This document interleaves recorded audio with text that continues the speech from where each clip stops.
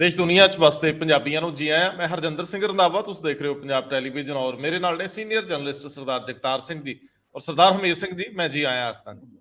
Thank you, ਸ਼ੁਕਰੀਆ ਜੀ। ਪੰਜਾਬੀਆਂ ਦਾ ਇੱਕੋ ਸਰਬ ਪ੍ਰਵਾਨਿਤ ਮਹਾਰਾਜਾ ਰਣਜੀਤ ਸਿੰਘ। ਅੱਜ ਦੂਜੇ ਬੰਨੇ ਜਦੋਂ ਅਸੀਂ ਦੇਖਦੇ ਹਾਂ ਕਿ ਧਰਮਾਂ ਦੀਆਂ ਵਲਗਣਾਂ ਤੋਂ ਉੱਪਰ ਉੱਠ ਕੇ ਜੇਕਰ ਕਿਸੇ ਨੇ ਰਾਜ ਕੀਤਾ ਤੇ ਉਹ ਰਾਜ ਦੀ ਵਿਸ਼ਾਲਤਾ ਮਾਪਦਿਆਂ ਸਾਡੇ ਅਜੋਕੇ ਸਿਆਸਤਦਾਨ ਤਸ਼ਬੀਹਾਂ ਤੇ ਉਹੀ ਵਰਤ ਲੈਂਦੇ ਨੇ, ਪਰ ਨੱਕ ਤੋਂ ਅੱਗੇ ਦੇਖਣਾ ਸ਼ਾਇਦ ਉਹਨਾਂ ਦੀ ਪਹੁੰਚ ਤੋਂ ਪਰੇ ਆ। ਇਸ ਮਾਮਲੇ ਨੂੰ ਅੱਗੇ ਵਧਾਉਂਦੇ ਆ ਕਿ ਸਮੇਂ-ਸਮੇਂ ਤੇ ਇਸ ਆਦਰਸ਼ਿਕ ਰਾਜ ਨੂੰ ਆਧਾਰ ਬਣਾ ਕੇ ਜਿੱਤਾਂ ਪ੍ਰਾਪਤ ਕਰਨ ਵਾਲੇ ਤੇ ਦਾਅਵੇ ਕਰਨ ਵਾਲੇ ਕਿੰਨੇ ਕੁ ਸਫਲ ਹੋਏ, ਇਹ ਵੈਸੇ ਸਵਾਲ ਐਡਰੈਸ ਕਰਨ ਵਾਲੇ ਨਹੀਂ, ਤੁਸੀਂ ਸਾਰਿਆਂ ਹੰਡਾਇਆ ਹੋਇਆ। ਅੱਜ ਦੂਜੇ ਨਜ਼ਰੀਏ ਤੋਂ ਜੇ ਦੇਖਿਆ ਜਾਵੇ, ਵਰਲਡ ਕੱਪ ਕ੍ਰਿਕਟ ਦੀ ਦੁਨੀਆ ਦੇ ਵਿੱਚ ਮਹਾਕੁੰਭ ਹੁੰਦਾ ਹੈ ਔਰ ਇਸ ਵਾਰੀ ਉਹ ਭਾਰਤ ਵਿੱਚ ਹੈ ਤੇ ਭਾਰਤ ਵਿੱਚ ਸਾਰੇ ਸਥਾਨਾਂ ਤੇ ਲਗਭਗ ਮੈਚ ਇੱਕ ਵੰਡਿਆ ਜਾਂਦਾ ਹੈ। ਕੋਈ ਖਿੱਤਾ ਐਸਾ ਨਹੀਂ ਰੱਖਿਆ ਜਾਂਦਾ, ਅਛੂਤ ਨਹੀਂ ਰਹਿੰਦਾ ਜਿੱਥੇ ਕੋਈ ਮੈਚ ਨਾ ਦਿੱਤਾ ਜਾਵੇ। ਮੁਹਾਲੀ ਇਸ ਵਾਰੀ ਕੰਨੀ ਦੇ ਘਿਆਰੇ ਵਾਂਗ ਸੁੱਕਾ ਰਹਿ ਗਿਆ, ਜਾਣ ਕੇ ਰੱਖ ਲਿਆ ਗਿਆ। ਸਵਾਲ ਇਹ ਉਠਾਇਆ ਮੀਤ ਹੇਰ ਨੇ। ਵੈਸੇ ਤਾਂ ਹਰੇਕ ਪੰਜਾਬੀ ਦੇ ਮਨ 'ਚ ਸਵਾਲ ਆਉਂਦਾ ਹੋ ਕਿ ਆਖਰ ਜੇ ਏਡਾ ਵੱਡਾ ਈਵੈਂਟ ਹੈ ਤੇ ਪੰਜਾਬ ਨੂੰ ਬਾਹਰ ਕਿਉਂ ਰੱਖਿਆ ਗਿਆ, ਜਦੋਂ ਕਿ ਇੰਟਰਨੈਸ਼ਨਲ ਮਿਆਰਾਂ ਤੇ ਉਤਰਦਾ ਮੁਹਾਲੀ ਵਾਲਾ ਕ੍ਰਿਕਟ ਸਟੇਡੀਅਮ, ਜਿਹਦੀ ਅਕਸਰ ਕਿਹਾ ਜਾਂਦਾ ਕਿ ਉਹ ਤੇਜ਼ ਗੇਂਦਬਾਜ਼ਾਂ ਨੂੰ ਬੜਾ ਸਪੋਰਟ ਕਰਦਾ, ਕਿਸੇ ਦੀ ਫੇਵਰ ਕੀਤੀ ਗਈ ਹੈ, ਕਿਸੇ ਦਾ ਨਾਲ ਪੱਖਪਾਤ ਹੋਊਗਾ, ਜਾਂ ਫਿਰ ਸਿਆਸੀ ਪਿੱਚ ਤੇ ਫੈਸਲੇ ਲਏ ਗਏ ਕਿ ਪੰਜਾਬ ਕਿਉਂਕਿ ਵਿਰੋਧੀ ਦਲਾਂ 'ਚ ਆਉਂਦਾ ਹੈ ਤੇ ਸੱਤਾਧਾਰੀ ਅਕਸਰ ਇਸ ਤਰ੍ਹਾਂ ਦੇ ਫੈਸਲੇ ਵੀ ਲੈ ਜਾਂਦੇ ਆ। ਵੈਸੇ ਸਰਦਾਰ ਜਗਤਾਰ ਸਿੰਘ ਜ਼ਿਕਰ ਕਰ ਰਹੇ ਸੀਗੇ ਔਰ ਦਿਲਚਸਪ ਜ਼ਿਕਰ ਹੈ ਕਿ ਜਦੋਂ ਅਕਾਲੀ ਲੀਡਰਸ਼ਿਪ ਦੀ ਚੁੱਪ ਦਾ ਸਵਾਲ ਕੱਲ ਉੱਠ ਰਿਹਾ ਸੀ, ਇੱਕ ਪ੍ਰੈਸ ਨੋਟ ਨੇ ਧਿਆਨ ਖਿੱਚਿਆ।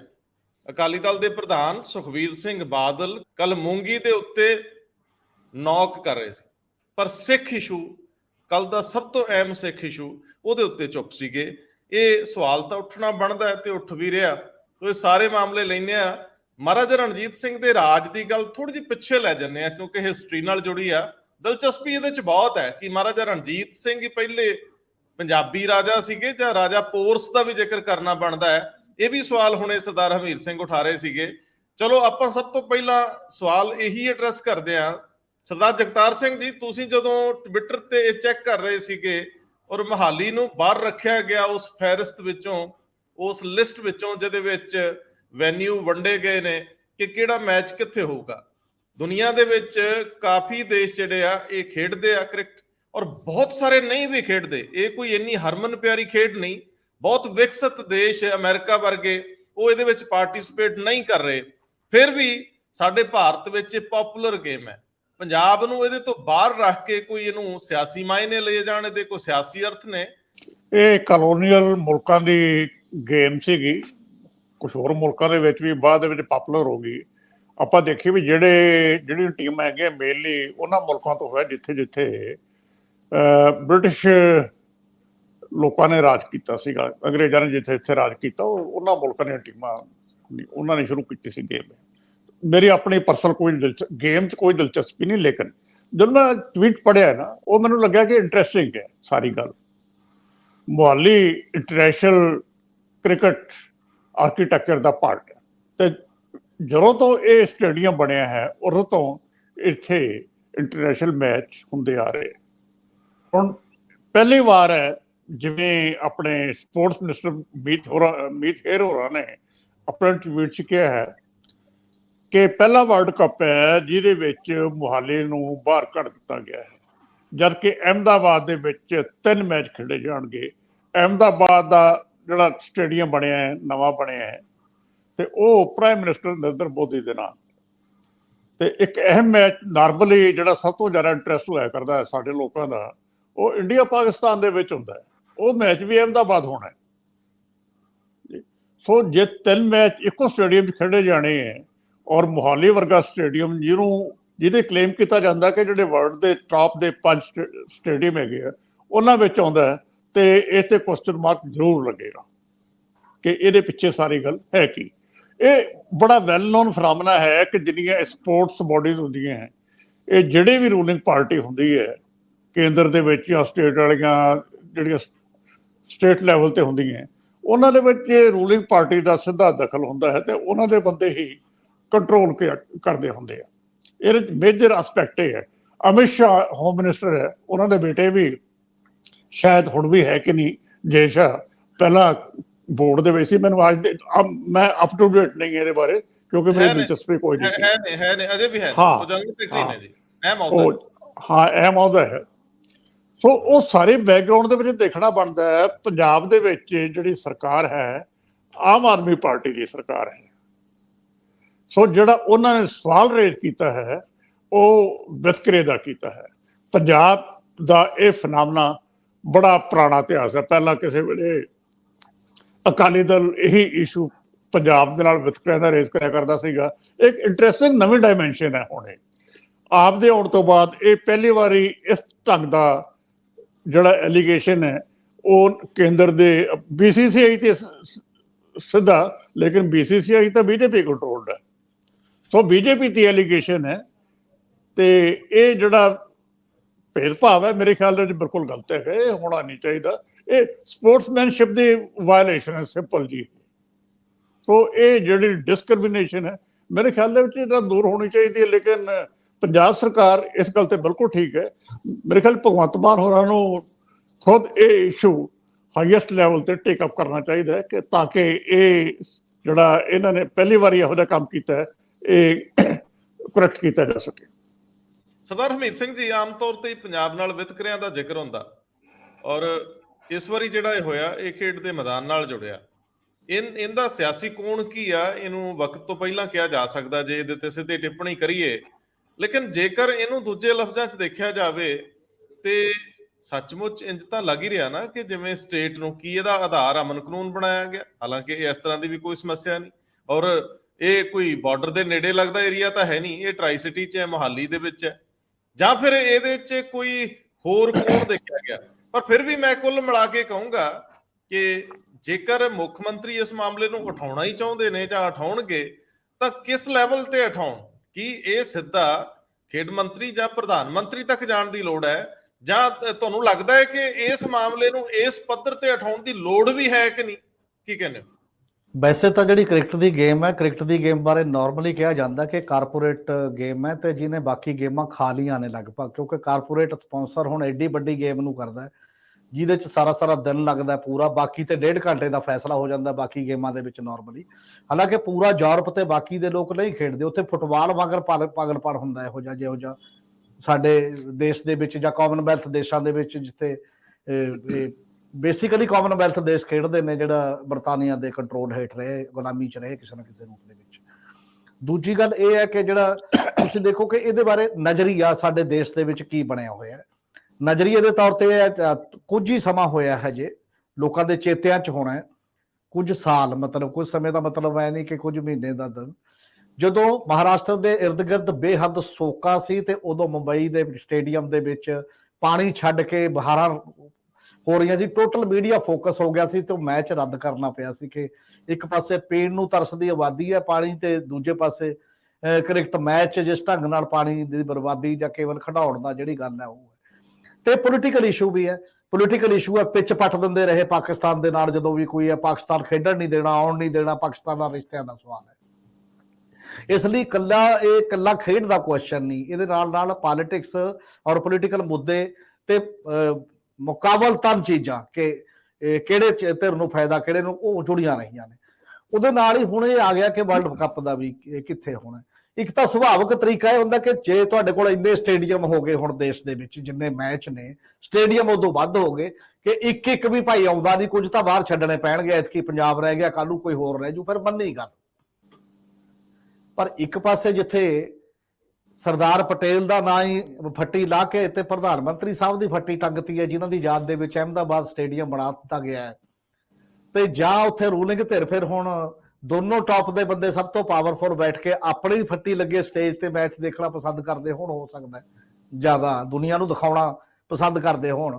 ਕਿਉਂਕਿ ਇਸ ਸਰਕਾਰ ਦੀ ਇੱਕ ਆਪਾਂ ਨੇਚਰ ਦੇਖੀਏ, ਟ੍ਰੈਂਡ ਦੇਖਿਆ, ਜਿੰਨੇ ਵੀ ਵੱਡੇ ਲੀਡਰ ਆਏ, ਉਹ ਚਾਈਨਾ ਦਾ ਰਾਸ਼ਟਰਪਤੀ ਆਇਆ ਹੋਵੇ, ਉਹ ਡਿਫਰੈਂਟ ਟਾਈਪ ਦੇ ਆਏ। ਸਭ ਤੋਂ ਪਹਿਲਾਂ ਗੁਜਰਾਤ ਘਮਾਉਣ ਦਾ ਇੱਕ ਪ੍ਰੋਸੈਸ ਚੱਲਿਆ ਹਮੇਸ਼ਾ, ਲੋਕ ਨਹੀਂ ਰਾਜਧਾਨੀ 'ਚ ਤੇ ਆਲੇ ਦੁਆਲੇ ਹੋਰਾਂ ਥਾਵਾਂ ਤੇ ਲਿਜਾਂਦੇ ਰਹੇ, ਔਰ ਜਿੰਨੇ ਵੱਡੇ ਲੀਡਰਸ਼ਿਪ ਆਈ ਹੈ ਉਹ ਗੁਜਰਾਤ ਦੇ ਵਿੱਚ ਦੀ ਹੁੰਦੀ, ਚਾਹੇ ਉਹ ਜਾਪਾਨ ਦੀ ਬੁਲਟ ਟ੍ਰੇਨ ਦੇ ਮਾਮਲੇ 'ਚ ਉਹ ਵਿਚਾਰੇ ਦੇ ਉਹ ਡੈਥ ਹੋ ਗਈ ਹੈ ਪ੍ਰਾਈਮ ਮਿਨਿਸਟਰ ਦੀ ਜਾਪਾਨ ਵਾਲੇ ਦੀ, ਜਿਹਦੇ ਨਾਲ ਜੋੜ ਕੇ ਇਹ ਗੱਲ ਕਰ ਰਹੇ ਸੀਗੇ, ਤੇ ਇਹ ਸਾਰਿਆਂ ਨੂੰ ਗੁਜਰਾਤ ਰਾਹੀਂ, ਕਿਉਂਕਿ ਗੁਜਰਾਤ ਅੱਜ ਕੱਲ੍ਹ ਡੋਮੀਨੇਟ ਕਰ ਰਿਹਾ ਹੈ ਕੇਂਦਰੀ ਸੱਤਾ ਦੇ ਉੱਤੇ ਕਿਸੇ ਨਾ ਕਿਸੇ ਰੂਪ ਦੇ ਵਿੱਚ।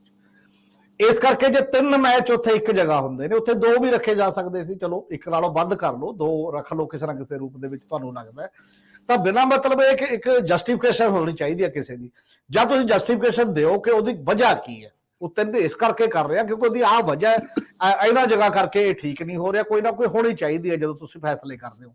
ਇਹ ਨਹੀਂ ਫੈਸਲੇ ਹੋ ਸਕਦੇ ਹੁੰਦੇ ਕਿ ਜੀ ਜਦ ਮਰਜੀ ਮੈਂ ਕਰੂੰਗਾ, ਮੈਂ ਕੋਈ ਜਵਾਬਦੇਹ ਨਹੀਂ ਆ, ਮੈਂ ਬਾਕੀ ਦਾ, ਔਰ ਜਵਾਬਦੇਹ ਹੈ ਵੀ ਨਹੀਂ। ਔਰ ਜਿਹੜਾ ਇੱਕੋ ਹੀ ਸਵਾਲ ਪੁੱਛਿਆ ਗਿਆ, ਕੇਵਲ 2 ਸਵਾਲ ਪੁੱਛੇ ਜਾਣੇ ਅਲਾਉ ਕੀਤੇ ਗਏ ਜਦੋਂ ਪ੍ਰਾਈਮ ਮਿਨਿਸਟਰ ਬਾਹਰ ਗਏ ਸੀ। ਤਾਂ ਅੱਜ ਖਬਰਾਂ ਛਪ ਰਹੀਆਂ ਨੇ ਲਗਾਤਾਰ, ਅਮਰੀਕਾ ਦੇ ਹੀ ਬਹੁਤ ਵੱਡੇ ਬੰਦਿਆਂ ਨੇ, ਬਾਕੀਆਂ ਨੇ ਕਿਹਾ ਕਿ ਉਸੇ ਪੱਤਰਕਾਰ ਨੂੰ ਤੰਗ ਕੀਤਾ ਜਾਣ ਲੱਗ ਗਿਆ, ਟ੍ਰੋਲਿੰਗ ਹੋਣ ਲੱਗ ਗਈ ਹੈ। ਇਹ ਬਹੁਤ ਗਲਤ ਗੱਲ ਹੈ ਕਿ ਤੁਸੀਂ ਸਵਾਲ ਪੁੱਛਣ ਤੇ ਕਿਵੇਂ ਪਾਬੰਦੀ ਲਾ ਸਕਦੇ ਹੋ। ਇਹ ਇੱਕ ਮਾਹੌਲ ਹੈ, ਸਰਕਮਸਟੈਂਸਸ ਜਿਹਨੇ ਕੋਈ ਬੋਲੇ ਨਾ ਕਿਸੇ ਵੀ ਗਲਤ ਗੱਲ ਦੇ ਖਿਲਾਫ। ਚੰਗਾ ਇਹਨਾਂ ਨੇ ਉਠਾਇਆ, ਪੰਜਾਬ ਦੀ ਸਰਕਾਰ ਨੇ ਇੱਕ ਥੋੜਾ ਜਿਹਾ ਟੋਕਨ ਮੈਸੇਜ ਤਾਂ ਇਹਨਾਂ ਨੂੰ ਇਦੋਂ ਪਹਿਲਾਂ ਵੀ ਪਤਾ ਹੋਣਾ ਚੀਜ਼ਾਂ। ਤੁਸੀਂ ਪਹਿਲਾਂ ਹੈਲਮ ਆਫ ਦੀ ਅਫੇਅਰ 'ਚ ਤੁਹਾਡੇ ਵੀ ਉੱਥੇ ਬੰਦੇ ਹੋਣਗੇ ਜਿੱਥੇ ਡਿਸਕਸ਼ਨਾਂ ਹੁੰਦੀਆਂ ਹੋਣਗੀਆਂ। ਫਾਈਨਲ ਸ਼ਡਿਊਲ ਆਉਣ ਤੋਂ ਬਾਅਦ ਹੀ ਕਿਉਂ ਪਤਾ ਲੱਗਦਾ ਤੁਹਾਨੂੰ ਵੀ ਲੇਮੈਨ ਦੀ ਤਰ੍ਹਾਂ ਕਿਉਂ ਪਤਾ ਲੱਗਦਾ, ਜਿਵੇਂ ਸਾਨੂੰ ਪਤਾ ਲੱਗਿਆ ਤੁਹਾਨੂੰ ਪਤਾ ਲੱਗ ਗਿਆ। ਤੁਹਾਨੂੰ ਅੰਦਰੂਨੀ ਦਖਲ ਰੱਖਣਾ ਚਾਹੀਦਾ, ਫੈਸਲੇ ਤੋਂ ਪਹਿਲਾਂ ਗੱਲਾਂ ਕਰਨ ਦੀ ਲੋੜ ਹੁੰਦੀ ਹੈ, ਤੇ ਉਹ ਸਾਰੇ ਮਾਮਲੇ ਦੇ ਉੱਤੇ ਦਬਾਅ, ਇੱਕ ਪ੍ਰੈਸ਼ਰ ਸਾਰੇ ਬਣਨ ਦੀ ਲੋੜ ਹੁੰਦੀ ਹੈ। ਤੇ ਇੱਕ ਹੋਰ ਪਹਿਲੂ ਵੀ ਮੈਨੂੰ ਤਾਂ ਲੱਗਦਾ ਕੱਲਾ ਕ੍ਰਿਕਟ ਦਾ ਕੁਐਸਚਨ ਨਹੀਂ ਹੈ, ਅੱਗੇ ਓਵਰਆਲ ਡਿਵੈਲਪਮੈਂਟ ਦਾ ਕੁਐਸਚਨ ਵੀ ਹੈ। ਡਿਵੈਲਪਮੈਂਟ ਦਾ ਕੁਐਸਚਨ ਇਹ ਹੈ ਕਿ ਜਦੋਂ ਬਾਗਾ ਸਾਦਕੀ ਸੁਲੇਮਾਨ ਕੀ ਖੋਲਣ ਦੀ ਗੱਲ ਆਉਂਦੀ ਹੈ ਤਾਂ ਉਹ ਬਾਰਡਰ ਤੇ ਕਦੇ 5 ਸਿਰ ਕੱਟ ਦਿੱਤੇ ਜਾਂਦੇ ਨੇ, ਕਦੇ ਕੁਝ ਹੋਰ ਹੋ ਜਾਂਦੇ ਨੇ, ਤੇ ਉਧਰੋਂ ਬਾਇਆ ਬੰਦਰਗਾਹ ਜਿਹੜੀ ਹੈ ਗੁਜਰਾਤ ਤੋਂ ਕਦੇ ਵੀ ਪਾਕਿਸਤਾਨ ਨਾਲ ਵਪਾਰ ਨਹੀਂ ਰੁਕਿਆ, ਕਦੇ ਬਾਕੀ ਨਹੀਂ ਹੋਇਆ। ਤਾਂ ਇੱਕ ਕਾਰਪੋਰੇਟ ਅਪਰੋਚ ਦੇ ਕੁਐਸਚਨ ਵੀ ਨੇ ਕਿ ਕਿਹੜੀ ਨੇ ਕਿੱਥੋਂ ਕੀ ਕਰਨਾ ਕਿੱਥੋਂ ਨਹੀਂ ਕਰਨਾ। ਜੇ ਹੋਰ ਡੂੰਘਾਈ 'ਚ ਜਾ ਕੇ ਸੋਚਿਆ ਜਾਏ, ਇਹਦੇ ਪਿੱਛੋਂ ਕਾਰਪੋਰੇਟ ਬਿਜ਼ਨਸ ਹੈ ਜਿਹੜਾ ਕ੍ਰਿਕਟ ਨੂੰ ਵੀ ਸਪਾਂਸਰ ਕਰਦਾ, ਤੇ ਜਿਹੜਾ ਕਿਸੇ ਦੇਸ਼ ਨਾਲ ਕੀ ਤਾਲੁਕਾਤ ਰੱਖਣੇ ਨੇ, ਕਿਹੜੇ ਏਰੀਏ ਰਾਹੀਂ ਰੱਖਣੇ ਨੇ, ਇਹ ਵੀ ਉੱਡਾ ਹੀ ਵੱਡੀਆਂ ਚੀਜ਼ਾਂ ਨੇ। ਉਹ ਸਾਰੇ ਮਾਮਲੇ ਦੇ ਵਿੱਚ ਲੈ ਕੇ ਜ਼ਿਕਰ ਚੱਲਣਾ ਪਿਆ। ਇਸ ਲਈ ਵਿਤਕਰਾ ਇੱਕ ਗੱਲ ਤੇ ਨਾ ਉਠਾਓ, ਜੇ ਜਾਣਾ ਫਿਰ ਉਹ ਵਿਤਕਰਿਆਂ ਦੀ ਤਹਿ ਤੱਕ ਜਾਓ, ਤੇ ਫਿਰ ਇਕਨੋਮਿਕ ਡਿਵੈਲਪਮੈਂਟ ਦੇ ਮਾਡਲ ਦੇ ਕੁਐਸਚਨ ਤੱਕ ਜਾਓ, ਫਿਰ ਬਾਗਾ ਬਾਰਡਰ ਖੋਲਣ ਤੱਕ ਵੀ ਜਾਓ। ਔਰ ਪਾਕਿਸਤਾਨ ਤੇ ਇੱਕ ਹੋਰ ਗੱਲ ਵੀ ਹੈ ਮੇਰਾ ਖਿਆਲ ਹੈ, ਜੇ ਇੱਥੇ ਹੋ ਜੇ ਭਾਰਤ ਤੇ ਪਾਕਿਸਤਾਨ ਦਾ ਮੈਚ, ਕੰਪੈਰੇਟਿਵਲੀ ਤਣਾਅ ਘੱਟ ਹੁੰਦਾ, ਨਹੀਂ ਜਿੱਥੇ ਵੀ ਹੁੰਦਾ ਲੋਕ ਸੀਸੇ ਤੋੜਦੇ ਨੇ, ਪੱਥਰਬਾਜ਼ੀ ਹੁੰਦੀ ਹੈ, ਕਿਉਂਕਿ ਇੱਕ ਸੈਂਟੀਮੈਂਟ ਹੋਰ ਤਰ੍ਹਾਂ ਦਾ, ਇੱਕ ਮੈਜੋਰਿਟੇਰੀਅਨ ਸੈਂਟੀਮੈਂਟ ਹੋਰਾਂ ਸੂਬਿਆਂ ਦੇ ਵਿੱਚ ਹੈ। ਘੱਟੋ ਘੱਟ ਪੰਜਾਬ ਦੇ ਵਿੱਚ ਉਹ ਸੈਂਟੀਮੈਂਟ ਨਹੀਂ ਹੈ, ਜਿੱਥੇ ਇੱਕ ਦੂਜੇ ਨੂੰ ਖੇਡ ਦੀ ਤਰ੍ਹਾਂ ਲੈਂਦੇ ਨੇ, ਸੀਸੇ ਨਹੀਂ ਭੰਨਦੇ, ਟੀਵੀ ਨਹੀਂ ਤੋੜਦੇ। ਤੇ ਉਸ ਐਂਗਲ ਤੋਂ ਵੀ ਮੇਰਾ ਖਿਆਲ ਹੈ ਇੱਕ ਭਾਈਚਾਰਕ ਐਂਗਲ ਤੋਂ ਵੀ ਇਹ ਜ਼ਿਆਦਾ ਸੂਟੇਬਲ ਜਗ੍ਹਾ ਸੀਗੀ ਮੋਹਾਲੀ ਦਾ ਕ੍ਰਿਕਟ ਸਟੇਡੀਅਮ ਕੰਪੈਰੇਟਿਵਲੀ, ਜੇ ਇੱਥੇ ਮੈਚ ਕੀਤਾ ਜਾਂਦਾ ਤਾਂ। ਤੁਸੀਂ ਜਦੋਂ ਵਪਾਰ ਦੀ ਗੱਲ ਕਰ ਰਹੇ ਹੋ ਔਰ ਕਾਰਪੋਰੇਟ ਇੰਟਰਸਟ ਦੀ ਗੱਲ ਕਰ ਰਹੇ ਹੋ, ਤਾਂ ਫਿਰ ਉਹਨਾਂ ਨੂੰ ਤਲਖੀ ਜ਼ਿਆਦਾ ਵਾਰਾ ਖਾਂਦੀ ਹੈ, ਤਣਾਅ ਜ਼ਿਆਦਾ ਵਾਰਾ ਖਾਂਦਾ। ਇਹ ਜਿਹੜੇ ਤੁਸੀਂ ਸ਼ੀਸ਼ੇ ਤੋੜਨ ਦੀ, ਟੀਵੀ ਸੈੱਟ ਭੰਨ ਦੇਣ ਦੀ, ਪੁਰਾਣੇ ਟੀਵੀ ਸੈੱਟ ਕਈ ਵਾਰੀ ਫੋਟੋ ਲਵਾਉਣ ਲਈ ਵੀ ਭੰਨ ਕੇ ਬਾਹਰ ਸੁੱਟੇ ਜਾਂਦੇ ਆ, ਔਰ ਇਸ ਤਰ੍ਹਾਂ ਦੇ ਤਣਾਅ ਨਾਲ ਕਈ ਜਗ੍ਹਾ ਤੇ ਅਸਲੀ ਤਣਾਅ ਵੀ ਫਿਰ ਆ ਜਾਂਦਾ। ਕਈ ਐਸੇ ਏਰੀਆਜ਼ ਨੇ ਜਿਹੜੇ ਆਮ ਤੌਰ ਤੇ ਦੰਗਿਆਂ ਲਈ, ਰਾਇਟਸ ਲਈ ਜਾਣੇ ਜਾਂਦੇ, ਔਰ ਇਹ ਅਕਸਰ ਹੁੰਦਾ ਹੈ। ਖੈਰ ਤੁਸੀਂ ਬਹੁਤ ਬਿਹਤਰ ਸਵਾਲ ਉਠਾਏ ਨੇ ਕਿ ਕਈ ਵਾਰੀ ਅਪਰੋਚ ਨਾਲੋਂ ਵੀ ਜ਼ਿਆਦਾ ਸਵਾਲ ਹੁੰਦਾ ਹੈ ਕਿ ਬਿਜ਼ਨਸ ਕੀ ਹੈ ਤੇ ਕਿਵੇਂ ਹੈ। ਚਲੋ ਖੈਰ ਆਪਾਂ ਇਸ ਇਸ਼ੂ ਨੂੰ ਦੇਖਦੇ ਹਾਂ, ਗਵਰਨਮੈਂਟ ਕਿਵੇਂ ਅੱਗੇ ਵਧਾਉਂਦੀ ਹੈ, ਔਰ ਇਹਦੇ ਤੇ ਕੇਂਦਰ ਸਰਕਾਰ ਜਾਂ BCCI ਵਰਗਾ ਅਦਾਰਾ ਦੁਬਾਰਾ ਵਿਚਾਰ ਕਰਦਾ ਹੈ। ਮੈਨੂੰ ਇੱਕ ਕੰਡੀਸ਼ਨ ਮੈਂ ਕਰਦਾ, ਮੈਨੂੰ ਯਾਦ ਆ ਗਿਆ ਬੈਠੇ ਕੁਛ ਬਈ ਜਿਹੜਾ ਪੰਜਾਬ ਰਿਲੇਸ਼ਨਸ਼ਿਪ ਹੈ ਇਹ ਹੈ ਕੀ। ਪਹਿਲੀ ਗੱਲ ਤਾਂ ਜਿਹੜਾ ਪਾਕਿਸਤਾਨੀ ਪੰਜਾਬ ਹੈ ਉਹ ਸਿੱਖਾਂ ਦੀ ਜਨਮ ਭੂਮੀ ਹੈ, ਸੋ ਇੱਕ ਜਿਹੜਾ ਰਿਸ਼ਤਾ ਹੈ ਉਹ ਟੁੱਟ ਹੀ ਨਹੀਂ ਸਕਦਾ। ਦੂਜੀ ਗੱਲ 79 ਕੇ 1980 ਦੇ ਵਿੱਚ ਇੱਕ ਇੰਡੀਆ ਪਾਕਿਸਤਾਨ ਦਾ ਅੰਮ੍ਰਿਤਸਰ 5 ਦਿਨਾਂ ਦਾ ਮੈਚ ਹੋਇਆ ਸੀ, ਬਾਰਡਰ ਖੋਲ ਦਿੱਤੀ ਗਈ, तो SGPC ने बॉर्डर लाइन ते 5 स्टार लंगर लाया ਸੀ। मैं 5 स्टार पैसे ਦਾ ਲੰਗਰ ਆਸਤੇ ਯੂਜ਼ ਨਹੀਂ ਕਰਨਾ ਚਾਹੀਦਾ, ਪਰ ਇੰਨਾ ਵਧੀਆ ਅਰੇਂਜਮੈਂਟ ਸੀ, ਮੈਂ ਉਹਨੂੰ 5 ਸਟਾਰ ਅਰੇਂਜਮੈਂਟ ਕਹੂੰਗਾ। ਨਾ ਕਿ ਤਾਂ ਕਿਸੇ ਪਾਕਿਸਤਾਨੀ ਨੂੰ ਬਿਨਾਂ ਲੰਗਰ ਛਕੇ ਅੱਗੇ ਜਾਣ ਦਿੱਤਾ, ਨਾ ਜਿਹੜੇ ਪਾਕਿਸਤਾਨ ਵਾਪਸ ਜਾਂਦੇ ਸੀਗੇ ਨਾ ਉਹਨਾਂ ਨੂੰ ਬਿਨਾਂ ਖਾਧੇ ਜਾਣ ਦਿੱਤਾ। ਉਹ 5 ਦਿਨ ਬਾਰਡਰ ਖੁੱਲੀ ਰਹੀ ਤੇ ਲਾਹੌਰ ਦੇ ਮੁੰਡੇ ਸਾਈਕਲ ਤੇ ਆ ਜਾ ਰਹੇ ਸੀ। ਮਾਹੌਲ ਪੰਜਾਬ ਦਾ ਇਹ ਹੈ ਜੀ। ਇਹ ਮਾਹੌਲ ਅੱਜ ਵੀ ਉਵੇਂ ਹੀ ਹੋ ਸਕਦਾ ਜੇਕਰ ਇਸ ਖਾਸ ਤੌਰ ਤੇ ਇਹ ਖਿੱਤਾ ਜਿਹੜਾ ਲੈਂਡ ਲੌਕਡ ਹੈ, ਜਿਹਨੂੰ ਵਪਾਰ ਲਈ ਕੋਈ ਬੰਦਰਗਾਹਾਂ ਨਹੀਂ ਔਰ ਜਿਹਨੂੰ ਲਗਾਤਾਰ ਤਣਾਅ ਝੇਲਣਾ ਪਿਆ, ਜੇ ਥੋੜਾ ਜਿਹਾ ਇਹ ਬਾਰਡਰ ਵਾਲੇ ਨਜ਼ਰੀਏ ਤੋਂ ਵਪਾਰ ਸ਼ੁਰੂ ਹੋ ਜਾਏ ਤਾਂ ਇਹਨੂੰ ਉਹ ਸਾਰਾ ਸੋਕਾ ਪੁਰਾਣਾ ਮੁੜ ਕੇ ਇਹ ਭਰਪਾਈ ਹੋ ਸਕਦੀ। ਪਰ ਕੌਣ ਸੋਚਦਾ, ਇੱਥੇ ਤਾਂ ਰਾਜਨੀਤੀ ਸੋਚੀ ਜਾਂਦੀ ਆ। ਸਰਦਾਰ ਜਗਤਾਰ ਸਿੰਘ ਜੀ, ਅਗਲਾ ਮੁੱਦਾ ਮੈਂ ਤੇ ਦੋਸਤੋ ਦੱਸਦੇ ਹਾਂ ਵੀ ਇਹ ਮੁੱਦੇ ਸਰਦਾਰ ਜਗਤਾਰ ਸਿੰਘ ਹੋਰੀ ਡਿਸਾਈਡ ਕਰ ਰਹੇ ਸੀਗੇ ਕਿ ਇਹ ਮੁੱਦੇ ਜਿਹੜੇ ਆ ਇਹਨਾਂ ਨੂੰ ਜ਼ਰੂਰ ਲੈਣਾ ਬਣਦਾ ਹੈ, ਕਿਉਂਕਿ ਜਿਹੜੀ ਸਿੱਖ ਸਿਆਸਤ ਹੈ, ਸਿੱਖ ਸਿਆਸਤ ਇਸ ਖਿੱਤੇ 'ਚ ਡੋਮੀਨੇਟ ਹੀ ਨਹੀਂ ਕਰਦੀ, ਇਹਨੇ ਕੰਟਰੀਬਿਊਟ ਵੀ ਕੀਤਾ। ਸੋ ਜਦੋਂ ਕੱਲ ਅਜਲਾਸ ਸੀ ਸ਼੍ਰੋਮਣੀ ਗੁਰਦੁਆਰਾ ਪ੍ਰਬੰਧਕ ਕਮੇਟੀ ਦਾ, ਤੇ ਉਸ ਵੇਲੇ ਇਹ ਉਮੀਦ ਕੀਤੀ ਜਾ ਰਹੀ ਸੀ ਕਿ ਅਕਾਲੀ ਦਲ ਦੀ ਸਿਖਰਲੀ ਲੀਡਰਸ਼ਿਪ ਦਾ ਕੋਈ ਸਟੇਟਮੈਂਟ ਜਾਂ ਕੋਈ ਉਹਦੇ ਸੰਬੰਧੀ, ਸੋ ਇੱਕ ਚੁੱਪ ਜੀ ਪਸਰੀ ਰਹੀ। ਲੇਕਿਨ ਉਸ ਚੁੱਪ ਦੇ ਦਰਮਿਆਨ 'ਚ ਇੱਕ ਪ੍ਰੈਸ ਬਿਆਨ ਨੌਕ ਕਰਦਾ ਹੈ ਸਾਰੀ ਸਥਿਤੀ ਨੂੰ। ਸੋ ਸਰਦਾਰ ਜਗਤਾਰ ਸਿੰਘ ਜੀ, ਤੁਸੀਂ ਉਸ ਨੌਕ ਜਿਹੜਾ ਸੀ ਉਹਨੂੰ ਸੁਣਿਆ ਹੈ, ਮੇਰੇ ਖਿਆਲ ਬਹੁਤ ਹਲਕਾ ਸੀ, ਉਹਦੀ ਆਵਾਜ਼ ਸਿਰਫ ਤੁਹਾਨੂੰ ਹੀ ਸੁਣਾਈ ਦਿੱਤੀ ਕਿ ਸੁਖਬੀਰ ਸਿੰਘ ਬਾਦਲ ਮੂੰਗੀ ਤੇ ਕੁਝ ਕਹਿ ਰਹੇ ਨੇ, ਕਿਸਾਨੀ ਲਈ ਉਹ ਹਾ ਦਾ ਨਾਰਾ ਮਾਰ ਰਹੇ ਆ, ਪੰਜਾਬ ਸਰਕਾਰ ਨੂੰ ਉਹ ਕਟਹਿਰੇ 'ਚ ਖੜਾ ਕਰ ਰਹੇ ਸੀਗੇ। ਪਰ ਅਹਿਮ ਸਿੱਖ ਇਸ਼ੂ ਜਿਹੜਾ ਸਿੱਧਾ ਅਕਾਲੀ ਦਲ ਨੂੰ ਪ੍ਰਭਾਵਿਤ ਕਰ ਰਿਹਾ ਸੀ, ਜਿਹਦੇ ਪ੍ਰਬੰਧ ਥੱਲੇ ਸ਼੍ਰੋਮਣੀ ਕਮੇਟੀ ਹੈ, ਉਹਦੇ ਉੱਤੇ ਉਹਨਾਂ ਦੀ ਚੁੱਪ ਤੇ ਕਿਸਾਨੀ ਮੁੱਦੇ ਤੇ ਉਹਨਾਂ ਦਾ ਬੋਲਣਾ, ਜਿਵੇਂ ਸਰਦਾਰ ਹਮੀਰ ਸਿੰਘ ਕਹਿ ਰਹੇ ਸੀ ਵੀ ਤਾਂ ਇੱਕ ਇਹ ਵੀ ਅਰਥ ਹੈ ਕਿ ਘੱਟੋ ਘੱਟ ਜਿੱਥੇ ਵੀ ਸੁਖਬੀਰ ਸਿੰਘ ਬਾਦਲ ਹੈਗੇ ਆ ਉੱਥੋਂ ਘੱਟੋ ਘੱਟ ਬੋਲਿਆ ਜਾ ਸਕਦਾ, ਪ੍ਰੈਸ ਬਿਆਨ ਦਿੱਤਾ ਜਾ ਸਕਦਾ। ਇਹਦਾ ਮਤਲਬ ਇਹ ਨਹੀਂ ਕਿ ਸ਼ਾਇਦ ਉਹ ਰੀਚ ਤੋਂ ਬਾਹਰ ਹੈ, ਵੀ ਉੱਥੋਂ ਕੋਈ ਆਵਾਜ਼ ਹੀ ਨਹੀਂ ਬਾਹਰ ਨਿਕਲਦੀ ਕਿਉਂਕਿ ਉਹ ਛੁੱਟੀ ਤੇ ਨੇ। ਤੇ ਇਹ ਬੜਾ ਦਿਲਚਸਪ ਹੈ ਕਿ ਉਹ ਬੋਲੇ ਜ਼ਰੂਰ, ਇਹਦਾ ਮਤਲਬ ਬੋਲ ਸਕਦੇ ਸੀ। ਜੇ ਚੁੱਪ ਧਾਰੀ ਗਈ ਕਿਸੇ ਮੁੱਦੇ ਤੇ ਉਹ ਚੁੱਪ ਸੋਚੀ ਸਮਝੀ ਚੁੱਪ ਹੈ। ਨਹੀਂ, ਜਿਹੜੀ ਤੁਸੀਂ ਕਹਿੰਦੇ ਨੌਕ ਦੀ ਆਵਾਜ਼ ਬੜੀ ਘੱਟ ਸੀ, ਮੈਨੂੰ ਲੱਗਾ ਨੌਕ ਦੀ ਆਵਾਜ਼ ਬਹੁਤ ਜ਼ਿਆਦਾ ਹੈ। ਉਹ ਠਾਠਾ ਵੱਜ ਰਹੀ ਸੀ ਮੈਨੂੰ ਬਈ ਇਹ ਸਡਨਲੀ ਆ ਕੇ ਹੋ ਗਿਆ ਸ਼ਾਮ ਨੂੰ 5 ਵਜੇ ਦੇ ਆਸ-ਪਾਸ, ਵੀ ਸਾਰੀ ਦਿਹਾੜੀ ਸਿਚੁਏਸ਼ਨ ਇਨ ਟੈਂਸ ਸੀ ਪੰਜਾਬ ਸਰਕਾਰ ਦੀ ਤੇ ਅਕਾਲੀ ਸਿਆਸਤ ਨੂੰ, ਸਿੱਖ ਸਿਆਸਤ ਨੂੰ ਲੈ ਕੇ। ਮੈਂ ਅਕਾਲੀ ਸਿਆਸਤ ਨਹੀਂ ਕਹੂੰਗਾ, ਸਿੱਖ ਸਿਆਸਤ ਦੀ ਗੱਲ ਕਰ ਰਿਹਾ ਮੈਂ। ਤੇ ਸਾਡੇ ਅਕਾਲੀ ਦਲ ਦੇ ਵਿੱਚੋਂ ਕਦੇ ਕੋਈ ਬਿਆਨ ਆਏ ਨਹੀਂ ਜਦੋਂ ਤੋਂ ਇਹ ਸਾਰਾ ਮਸਲਾ ਖੜਾ ਹੋਇਆ। ਮਸਲਾ ਪੰਜਾਬ ਅਸੈਂਬਲੀ ਦੇ ਵਿੱਚ ਆਪਣਾ ਸਿੱਖ ਗੁਰਦੁਆਰਾ ਐਕਟ 1925 ਦੀ ਅਮੈਂਡਮੈਂਟ ਹੈ, ਤਾਂ ਕਿ ਜਿਹੜੀ ਲਾਈਵ ਟੈਲੀਕਾਸਟ ਦਰਬਾਰ ਸਾਹਿਬ ਤੋਂ ਉਹ ਸਾਰੀਆਂ ਚੈਨਲ ਨੂੰ ਦਿੱਤੀ ਜਾ ਸਕੇ। ਅਸੀਂ ਪਹਿਲੇ ਦਿਨ ਤੋਂ ਇਸ ਅਮੈਂਡਮੈਂਟ ਦਾ ਵਿਰੋਧ ਕਰ ਰਹੇ ਹਾਂ, ਬੜੀ ਕਲੀਅਰ ਦੀ ਗੱਲ ਹੈ, ਕਿਉਂਕਿ ਇਹ ਪੰਜਾਬ ਸਰਕਾਰ ਦਾ ਕੰਮ ਨਹੀਂ ਹੈ ਤੇ ਨਾ ਹੀ ਉਹਨਾਂ ਦੀ ਜੂਰਿਸਡਿਕਸ਼ਨ ਬਣਦੀ ਹੈ, ਕਿਉਂਕਿ SGPC ਆਪਣੇ ਆਪ ਦੇ ਵਿੱਚ ਇੱਕ ਆਟੋਨਮਸ ਹਾਊਸ ਹੈ। ਇਹ ਓਵਰ ਦੀ ਈਅਰਸ ਇਹ ਸਿਚੁਏਸ਼ਨ ਬਣੀ ਹੋਈ ਹੈ। ਸੋ ਜਦੋਂ ਕੱਲ ਇਹ ਪ੍ਰੈਸ ਨੂੰ ਹਟਾਇਆ ਸ਼ਾਮ ਨੂੰ, ਮੈਨੂੰ ਵੈਸੇ ਤਾਂ ਗੱਲ ਬੜੀ ਇੰਟਰਸਟਿੰਗ ਲੱਗੀ ਕਿ ਸੁਖਬੀਰ ਜੀ ਕਿੰਨੇ ਕੰਸਰਨਡ ਹੈ ਆਪਣੇ, ਜਦੋਂ ਫਾਰਮਰ ਸਟਰਗਲ ਦੇ ਵਿੱਚ ਇਹਨਾਂ ਤੇ ਬਹੁਤ ਅਟੈਕ ਹੁੰਦਾ ਰਿਹਾ ਤੇ ਇਹਨਾਂ ਨੂੰ ਅਲਾਇੰਸ ਇੰਨੀ ਪੁਰਾਣੀ ਛੱਡਣੀ ਪਈ। ਉਸ ਤੋਂ ਬਾਅਦ ਹਰ ਛੋਟੀ ਛੋਟੀ ਗੱਲ ਤੇ ਫਾਰਮਿੰਗ ਤੇ ਇਹ ਕੰਸਰਨ ਆਪਣਾ ਸ਼ੋਅ ਕਰਦੇ, ਬੜੀ ਵਧੀਆ ਗੱਲ ਹੈ, ਪੋਜ਼ਿਟਿਵ ਗੱਲ, ਮਾੜੀ ਗੱਲ ਨਹੀਂ। ਲੇਕਿਨ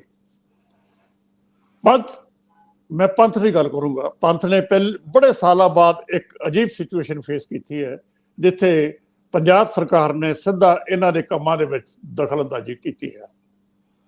ਹੈਰਾਨੀ ਦੀ ਗੱਲ ਕਿ ਸੁਖਬੀਰ ਜੀ ਚੁੱਪ, ਅਕਾਲੀ ਦਲ ਚੁੱਪ, ਅਕਾਲੀ ਦਲ ਦੀ ਕੋਈ ਫਾਰਮਲ ਮੀਟਿੰਗ ਨਹੀਂ।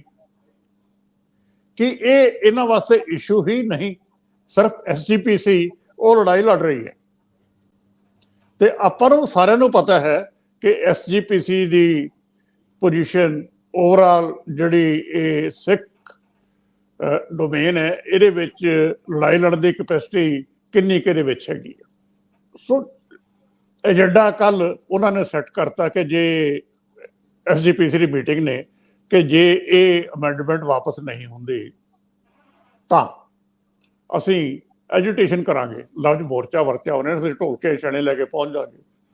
ਚਲੋ ਉਹ ਤਾਂ ਵੱਖਰਾ ਇਸ਼ੂ ਹੈ ਵੀ ਕਦੋਂ ਕੀ ਹੋਣਾ ਹੈ। ਲੇਕਿਨ ਦਿੱਕਤ ਇਹ ਹੈ ਕਿ ਜਿਹੜੀ ਚੈਨਲ ਹੈ ਲਾਈਵ ਕਾਸਟ, ਉਹ ਤਾਂ ਕੰਟਰੈਕਟ ਸਰਦਾਰ ਸੁਖਬੀਰ ਸਿੰਘ ਬਾਦਲ ਦੀ PTC ਕੋਲ ਹੈ। ਸੋ ਸਭ ਤੋਂ ਪਹਿਲਾਂ ਰਾਦਰ ਜਿਹੜਾ ਪਹਿਲਾ ਰਿਐਕਸ਼ਨ ਹੈ, ਜਿਹੜਾ ਇਹ ਬਿੱਲ ਆਇਆ, ਇਹਨਾਂ ਦਾ ਹੋਣਾ ਚਾਹੀਦਾ ਸੀਗਾ। ਰਾਦਰ ਜਦੋਂ ਇਹ ਅਨਾਉਂਸਮੈਂਟ ਹੋ ਗਈ ਸੀਗੀ ਸਰਕਾਰ ਵੱਲੋਂ ਕਿ ਅਸੀਂ ਅਮੈਂਡਮੈਂਟ ਲੈ ਕੇ ਆ ਰਹੇ ਹਾਂ, ਤੇ ਉਸ ਵੇਲੇ ਹੀ ਰਿਐਕਸ਼ਨ ਹੋਣਾ ਚਾਹੀਦਾ ਸੀ। ਜਿਹੜੀ ਹੁਣ ਅੰਦਰੋਂ ਸਵਾਲ ਆ ਰਹੀਆਂ ਹੈ ਕਿ ਹੋ ਸਕਦਾ ਹੈ ਕਿ ਇਹ ਪੀਟੀਸੀ ਵਾਲੇ 21 ਜੁਲਾਈ ਨੂੰ ਜਦੋਂ ਇਹਨਾਂ ਦਾ ਕੰਟਰੈਕਟ ਖਤਮ ਹੁੰਦਾ ਹੈ ਉਸ ਇਹਦੇ ਵਿੱਚ ਵਿਡਰਾ ਕਰ ਜਾਣ। ਜੇ ਵਿਡਰਾ ਹੀ ਕਰਨਾ ਹੈ ਫਿਰ ਇਸ ਕ੍ਰਾਈਸਿਸ ਨੂੰ ਇਸ ਪੁਆਇੰਟ ਤੱਕ ਲਿਆਉਣ ਦੀ ਕੀ ਲੋੜ ਸੀਗੀ? ਸੁਖਬੀਰ ਸਿੰਘ ਜੀ ਅਫੀਸ਼ੀਅਲੀ ਅੱਜ ਵੀ ਸਿਚੁਏਸ਼ਨ ਕਲੀਅਰ ਕਰਨ ਕਿ ਤੁਸੀਂ ਕੰਟੀਨਿਊ ਕਰਨਾ ਹੈ ਜਾਂ ਨਹੀਂ ਕਰਨਾ। ਇਸ਼ੂ SGPC ਦਾ ਇਹ ਹੈ ਬੇਸਿਕ ਕਿ ਇਹਨਾਂ ਨੇ ਆਪਣੀ ਇੰਡੀਪੈਂਡੈਂਟ ਟੀਵੀ ਚੈਨਲ ਲਾਂਚ ਕਰਨੀ ਹੈ ਕਿ ਨਹੀਂ ਕਰਨੀ। ਆਪਣੇ ਚੈਨਲ ਲਾਂਚ ਕਰਕੇ ਤੁਸੀਂ ਸਿਗਨਲ ਡਿਸਟ੍ਰੀਬਿਊਟ ਕਰੋ। ਜਿਹੜਾ ਪੁਰਾਣਾ ਫੈਸਲਾ ਹੈ, ਮੈਨੂੰ ਬੀਬੀ ਜਗੀਰ ਕੌਰ ਕੱਲ ਦੱਸ ਰਹੇ ਸੀ, ਕਹਿੰਦੇ ਵੀ ਮੈਂ ਉਹਨਾਂ ਨੂੰ ਕਹਿ ਰਿਹਾ ਵੀ 2004 ਦਾ ਇਹਨਾਂ ਦਾ ਮੈਨੀਫੈਸਟੋ ਤੇ ਪ੍ਰੋਮਿਸ ਹੈ। ਉਹ ਕਹਿੰਦੀ ਪ੍ਰੋਮਿਸ ਹੀ ਨਹੀਂ, ਕਹਿੰਦੀ ਮੇਰੇ ਵੇਲੇ ਐਗਜ਼ੈਕਟਿਵ ਦੇ ਵਿੱਚ ਮਤੇ ਪਾਸ ਹੋਏ ਹੋਏ ਆ ਸ਼ੁਰੂ ਕਰਨ ਦੇ, ਲੇਕਿਨ ਸ਼ੁਰੂ ਨਹੀਂ ਹੋ ਸਕੀ। ਰੀਜ਼ਨ ਸਭ ਨੂੰ ਪਤਾ ਵੀ ਕਿਉਂ ਨਹੀਂ ਹੋ ਸਕੇ। ਸੋ ਇਹ ਗੱਲਾਂ ਸਾਰੀਆਂ ਇਨਵੋਲਵ ਹੈ। ਇਸ ਕੰਟੈਕਸਟ ਮੈਂ ਗੱਲ ਕਰ ਰਿਹਾ। ਜੇ ਸੁਖਬੀਰ ਜੀ ਮੂੰਗੀ ਦੀ MSP ਦੇ ਬਾਰੇ ਇੰਨੇ ਕੰਸਰਨਡ ਹੈਗੇ ਹੈ ਤੇ ਜਿਸ ਇਸ਼ੂ ਨੇ ਸਾਰੀ ਸਿੱਖ ਸਿਆਸਤ ਹਿਲਾ ਕੇ ਰੱਖੀ ਹੋਈ ਹੈ ਔਰ ਜਿਹਨੇ SGPC ਦੀ ਆਟੋਨਮੀ ਕੁਐਸਚਨ ਕੀਤੀ ਹੈ, ਤੁਸੀਂ ਉਹਦੇ ਬਾਰੇ ਚੁੱਪੀ ਕਿਉਂ ਧਾਰੀ ਹੋਈ ਹੈ? ਮੈਂ ਪਰਸਨਲ ਗੱਲ ਨਹੀਂ ਕਰਦਾ ਹੁੰਦਾ, ਉਹ ਇਸ ਅਕਾਲੀ ਦਲ ਦੇ ਪ੍ਰਧਾਨ ਹੈਗੇ ਹੈ। ਇਹ ਪਾਸੇ ਕਰ ਦਿਓ ਕਿ ਇਹ ਚੈਨਲ ਦੇ ਉਹ ਮਾਲਕ ਹੈ। ਮੈਂ ਅਕਾਲੀ ਦਲ ਦੇ ਪ੍ਰਧਾਨ ਦੀ ਗੱਲ ਕਰ ਰਿਹਾ ਵੀ ਅਕਾਲੀ ਦਲ ਦਾ ਪ੍ਰਧਾਨ ਇਸ ਸਿਚੁਏਸ਼ਨ ਦੇ ਵਿੱਚ ਖਾਮੋਸ਼ ਕਿਉਂ ਹੈ, ਜਦ ਕਿ ਉਹ ਮੂੰਗੀ ਬਾਰੇ ਇੰਨੇ ਕੰਸਰਨਡ ਹੈਗੇ। ਮੂੰਗੇ ਬਾਰੇ ਕੰਸਰਨ ਹੋਣਾ ਬੜੀ ਵਧੀਆ ਗੱਲ ਹੈ ਜੀ। ਸਰਦਾਰ ਹਮੀਰ ਸਿੰਘ ਜੀ, ਹਿੱਤਾਂ ਦੇ ਟਕਰਾਅ ਦਾ ਮੁੱਦਾ ਮੰਨ ਲਓ ਟਰਾਂਸਪੋਰਟ ਦਾ ਹੈ, ਹੋਟਲ ਬਿਜ਼ਨਸ ਦਾ ਹੈ, ਬੇਸ਼ੱਕ ਕੇਬਲ ਦਾ ਹੈ ਜਾਂ ਕੋਈ ਵੀ, ਮਤਲਬ ਇਹ ਨਹੀਂ ਕਿ ਅਕਾਲੀ ਦਲ, ਸੁਖਬੀਰ ਬਾਦਲ, ਕੋਈ ABC ਹੋਰ, ਉਹਦੇ ਚ ਕਿੰਨੇ ਪੋਲੀਟੀਸ਼ੀਅਨ ਟਰਾਂਸਪੋਰਟਰ ਨੇ। ਮੇਰੇ ਖਿਆਲ ਬਹੁਤ ਜ਼ਿਆਦਾ ਕਾਂਗਰਸੀ ਔਰ ਅਕਾਲੀ ਜਿਹੜੇ ਆ ਉਹ ਇਹਨਾਂ ਬਿਜ਼ਨਸ ਦੇ ਵਿੱਚ ਹੈਗੇ। ਕੋਈ ਕਹੂਗਾ ਕਿ ਦੇਖੋ ਬਿਜ਼ਨਸ ਤੇ ਪਹਿਲਾਂ ਦੇ ਸੀ, ਪੋਲਿਟਿਕਸ ਵਿੱਚ ਬਾਅਦ ਚ ਆਏ, ਪਰ ਇੱਕ ਬਿਜ਼ਨਸਮੈਨ ਉਸੇ ਹੀ ਮਹਿਕਮੇ ਦਾ ਮੰਤਰੀ ਹੋਵੇ ਜਾਂ ਜਿਹਦੇ ਵਿੱਚ ਉਹਦਾ ਕਾਰੋਬਾਰ ਹੋਵੇ, ਇਹਨੂੰ ਹਿੱਤਾਂ ਦਾ ਟਕਰਾਅ ਮੰਨਿਆ ਜਾਂਦਾ। ਤੇ ਜੇ ਇੱਕ CM ਦਾ ਨਾਲ ਬਿਜ਼ਨਸ ਚੱਲਦਾ ਹੋਵੇ ਵੱਖ-ਵੱਖ ਥਾਵਾਂ ਦੇ ਉੱਤੇ, ਵੱਖ-ਵੱਖ ਤਰ੍ਹਾਂ ਦਾ ਨੇਚਰ ਦਾ, ਤੇ ਉਹ ਵੀ ਕੁਦਰਤੀ ਤੌਰ ਤੇ ਪ੍ਰਭਾਵਿਤ ਕਰਦਾ ਹੀ ਹੈ ਜੀ। ਉੱਥੇ ਕਿਹੜਾ ਅਧਿਕਾਰੀ ਚੈੱਕ ਰੱਖੂਗਾ? ਕਿੱਥੇ ਇਹ ਯਕੀਨੀ ਬਣਾਇਆ ਜਾ ਸਕਦਾ ਹੈ ਕਿ ਕੁਝ ਗਲਤ ਨਹੀਂ ਹੋ ਰਿਹਾ?